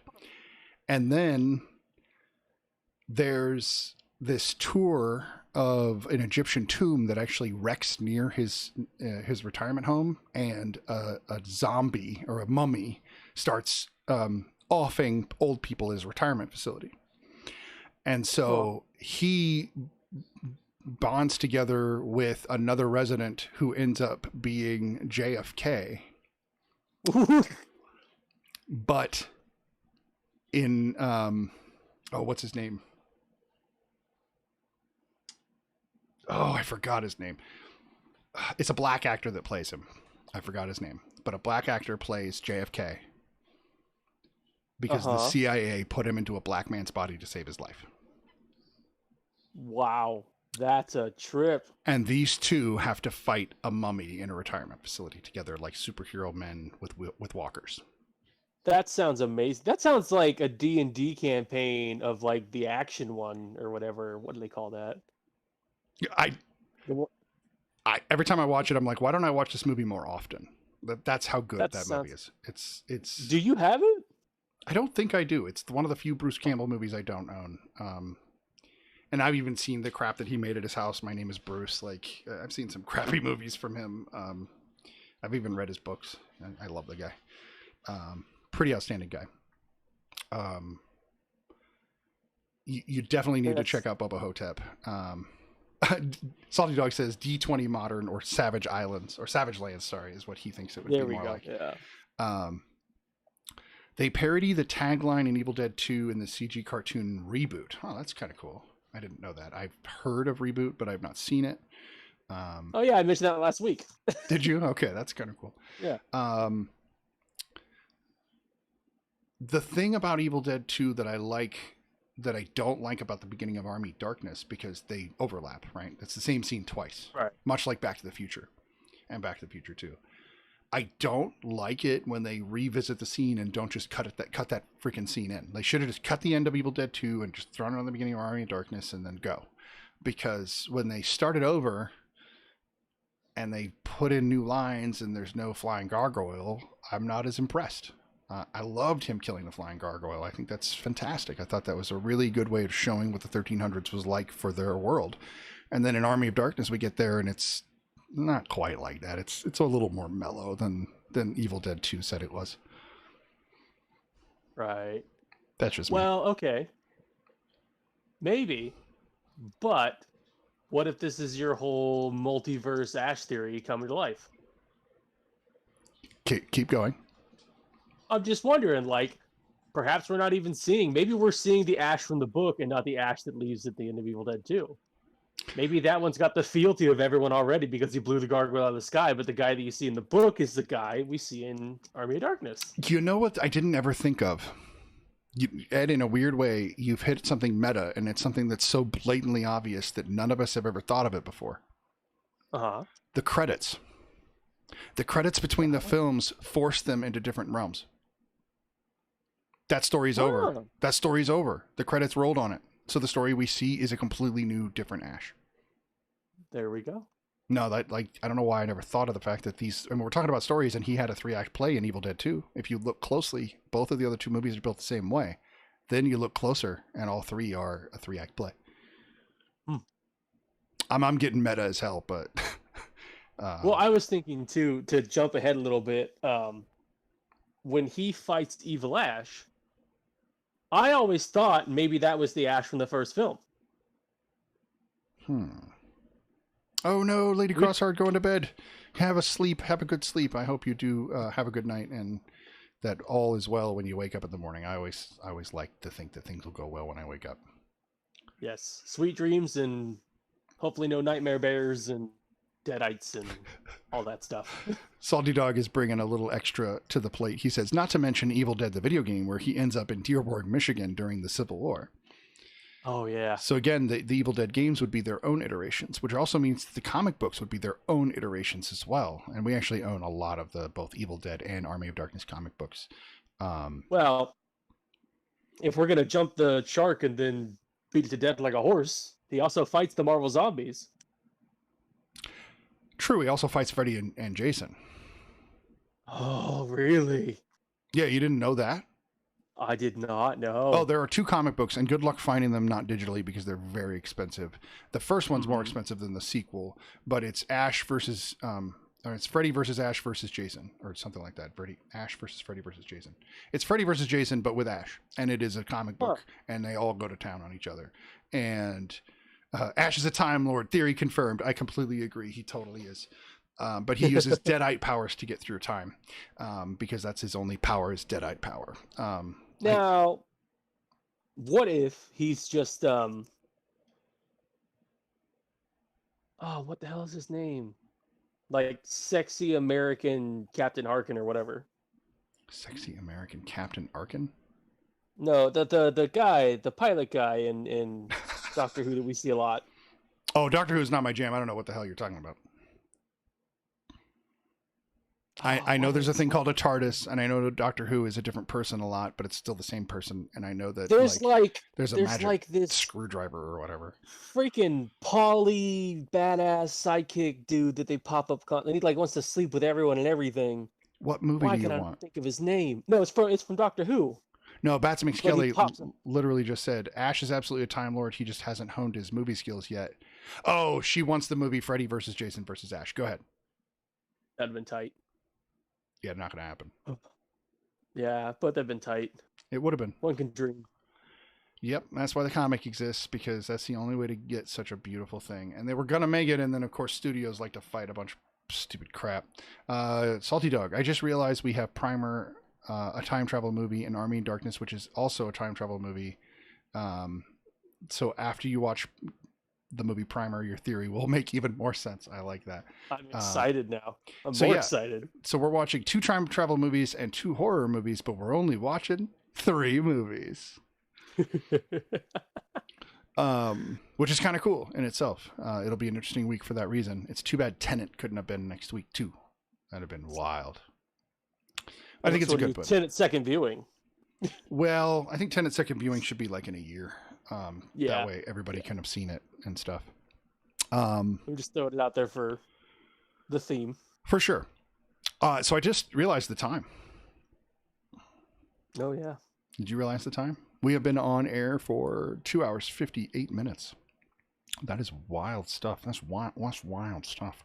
And we didn't even really get a chance to like get into Annihilation. No. But to be fair, we had a lot of fun, beating up the DCEU and lighting on fire. Yeah. I agree. She says, my wife says, oh my God, I hate the chat. I have so much to say about horror. No R. Horror. Horror. Yes, I agree, love. This is why I want to have you on the show so that you can go off about how you feel and get into the weeds with me about some of these. We horror could probably films. just have an episode about that, like. We will. Where we could do like a lightning round of stuff. And just. I was mean to Wonder Woman, Fry Girl. I was, because that movie sucked. So sorry. So I'm trying to keep up with the chat, Okay. Ed. I'm not trying to interrupt you. No, I hear you, and totally. Yeah, they got it. They definitely did, Salty Dog. Do you know there's people out there that hate Army of Darkness? Yeah, I do. What do you think about that? I mean, to each their own. They don't understand the campiness of it and why it exists. They don't understand why it's fun to people. There she goes. She blasted horror. Oh, the horror. Oh, the horror. No, yeah. I mean, there are people out there that don't like the Marvel movies, which I'm just like, why? Well, because they're, No, okay. you know, I don't know. Go ahead. Do you think that's because, like us, they didn't start with Army of Darkness and work their way back? No, No? I think you're just cynical. Because I know there's people that love 1 and 2 and they just don't even acknowledge Army of Darkness. I love 1 and 2, skip Army of Darkness somehow and even love the new show, which I think that's hard to do. The new show is very different. I like it, but it's not the Evil Dead series. It's a very different thing, and it's not even the original. Those people are not invited to the cookout, my wife says. It's a very bizarre series because it's not like most series or even Star Wars where they've done a decent job of making things feel like they're still in the same universe, even though they're 40 years apart. Right. I don't feel like the Ash I see in Ash versus Evil Dead in the show is the same Ash. And again, that kind of works from what we've been talking about, but it also feels like though he's the Ash from Evil Dead 2. Not Army of Darkness. Even though there are the show does a good job of throwing things back though. You got to watch it because there's little bits that kind of they throw back to all three films. It's really weird. It's hard. It's almost like the show was trying to throw my theory to the wind. Well, it's not. It doesn't have as much fun as Army of Darkness, right? No, it does. No, it's both. It's still really campy and ridiculous. Like at one point, a shotgun pops up from inside of his trailer's floor, and he grabs it and goes slow-mo and goes ape shit on a deadite. So like, it's still That's awesome. Still campy as hell. So then, here's the thing though. What if it's 3 different Ashes, and just the guy he fights in Army of Darkness isn't the first one? It's just a different one that we haven't seen yet. You're saying that what that's if the just... book? Go ahead. I'm saying like the book Ash that we see in the second one. Maybe that's the first one. Maybe the guy that shoots the gargoyle is its own one, and then the Ash versus Evil Dead one is just again another one. It's B-movie schlop in the best way possible, Salty Dog says. I got to give it a watch. It's so tricky. I do, because I really loved the remake too. I really do. I think it's probably one of the better horror films in the last 2 decades, just because it takes it there. Again, that's my big thing. Does it take it there? Hell yes, it takes it there. 70,000 gallons of blood. Let's bring it. Like, come on, I'm down. And of course, we'll talk about that in 2 weeks because we're going to go right after Army of Darkness into the new one. Right. And then we're going to stop there. I don't think we're going to do the show. For sure. Well, we might do a show for shows anyway. We'll have to see how that goes. But right, we might talk. Right, we might talk about TV on here, but we're not going to review TV. Really. While we are taking tangents, real quick, Sure. So was the teaser? Okay, did you watch Evil Dead in theaters? Right, the newest one. Yep. I think it was opening night. Nice. Did you see the cameo in credit thing? Oh yeah. I stayed after the theater and the whole deal. Was that supposed to just tee up the show, or like what was that all about? I think what they were trying to say is, yes, this is still the same universe. So here's what's really interesting. Mm-hmm. I think they could have brought the Jane Levy character into the show as an alternate universe Ash. Because she's Ash, but she's just the modern version, and she's the female Ash, and Ash is a name that can go both ways, so it's perfect, although they didn't name her that, which really bothered me. But that's okay. But they still should have brought her in. That would have been too on the nose, I think. I don't know. Really? Because if you call her Ash, then like everyone's gonna be like, ugh. So nothing bad's gonna happen to her in terms of like consequence and or it's gonna like how you say you don't like prequels because nothing bad's gonna happen to what? Not. Yeah, I know the horrible things that happened to her, but I mean, like, it kills the tension in terms of, like, not thinking she could die. And that's why I think the new one had the best thing going for it, is because it seemed like all new, fresh faces. You didn't know if anyone was safe. My wife just popped in. I don't know what's going on. I think she's basically looking at me like, why are you still streaming? Because it is past 11. That's true. Which means I should get off of here. Let me see if she'll actually throw that in the chat and tell me to get off of here. Let's see. Is she going to tell me? Is she going to say, get off the chat, dude? Ashley, and no one addresses Ash's real name as such. That's true. The credits, I think, do say Ashley Williams.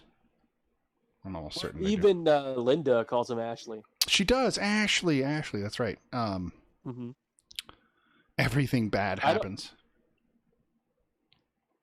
Go ahead. Did I lose you again?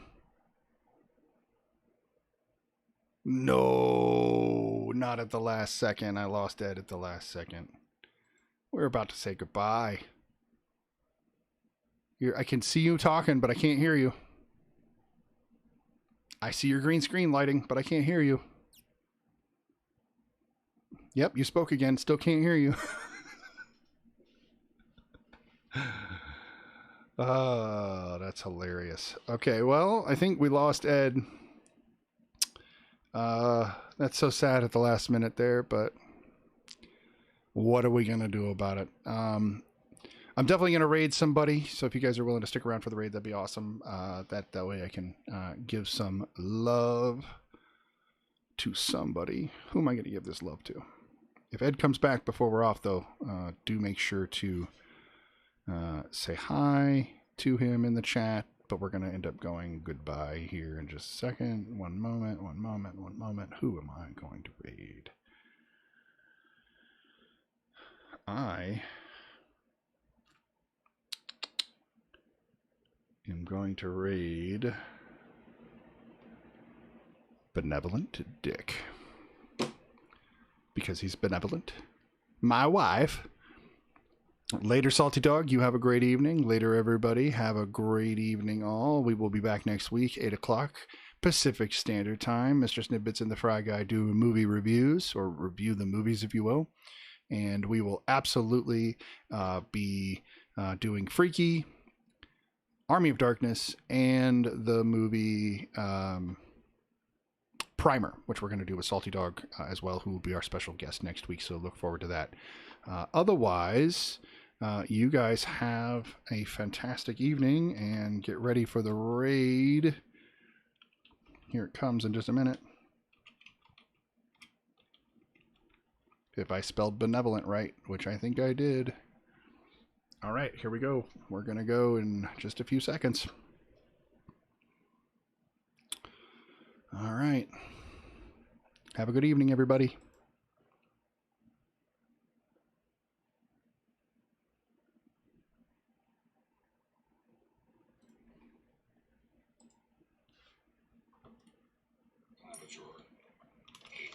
Oh my god. What's up, Sned? I didn't know you streamed, dude. What were you doing? How was your stream?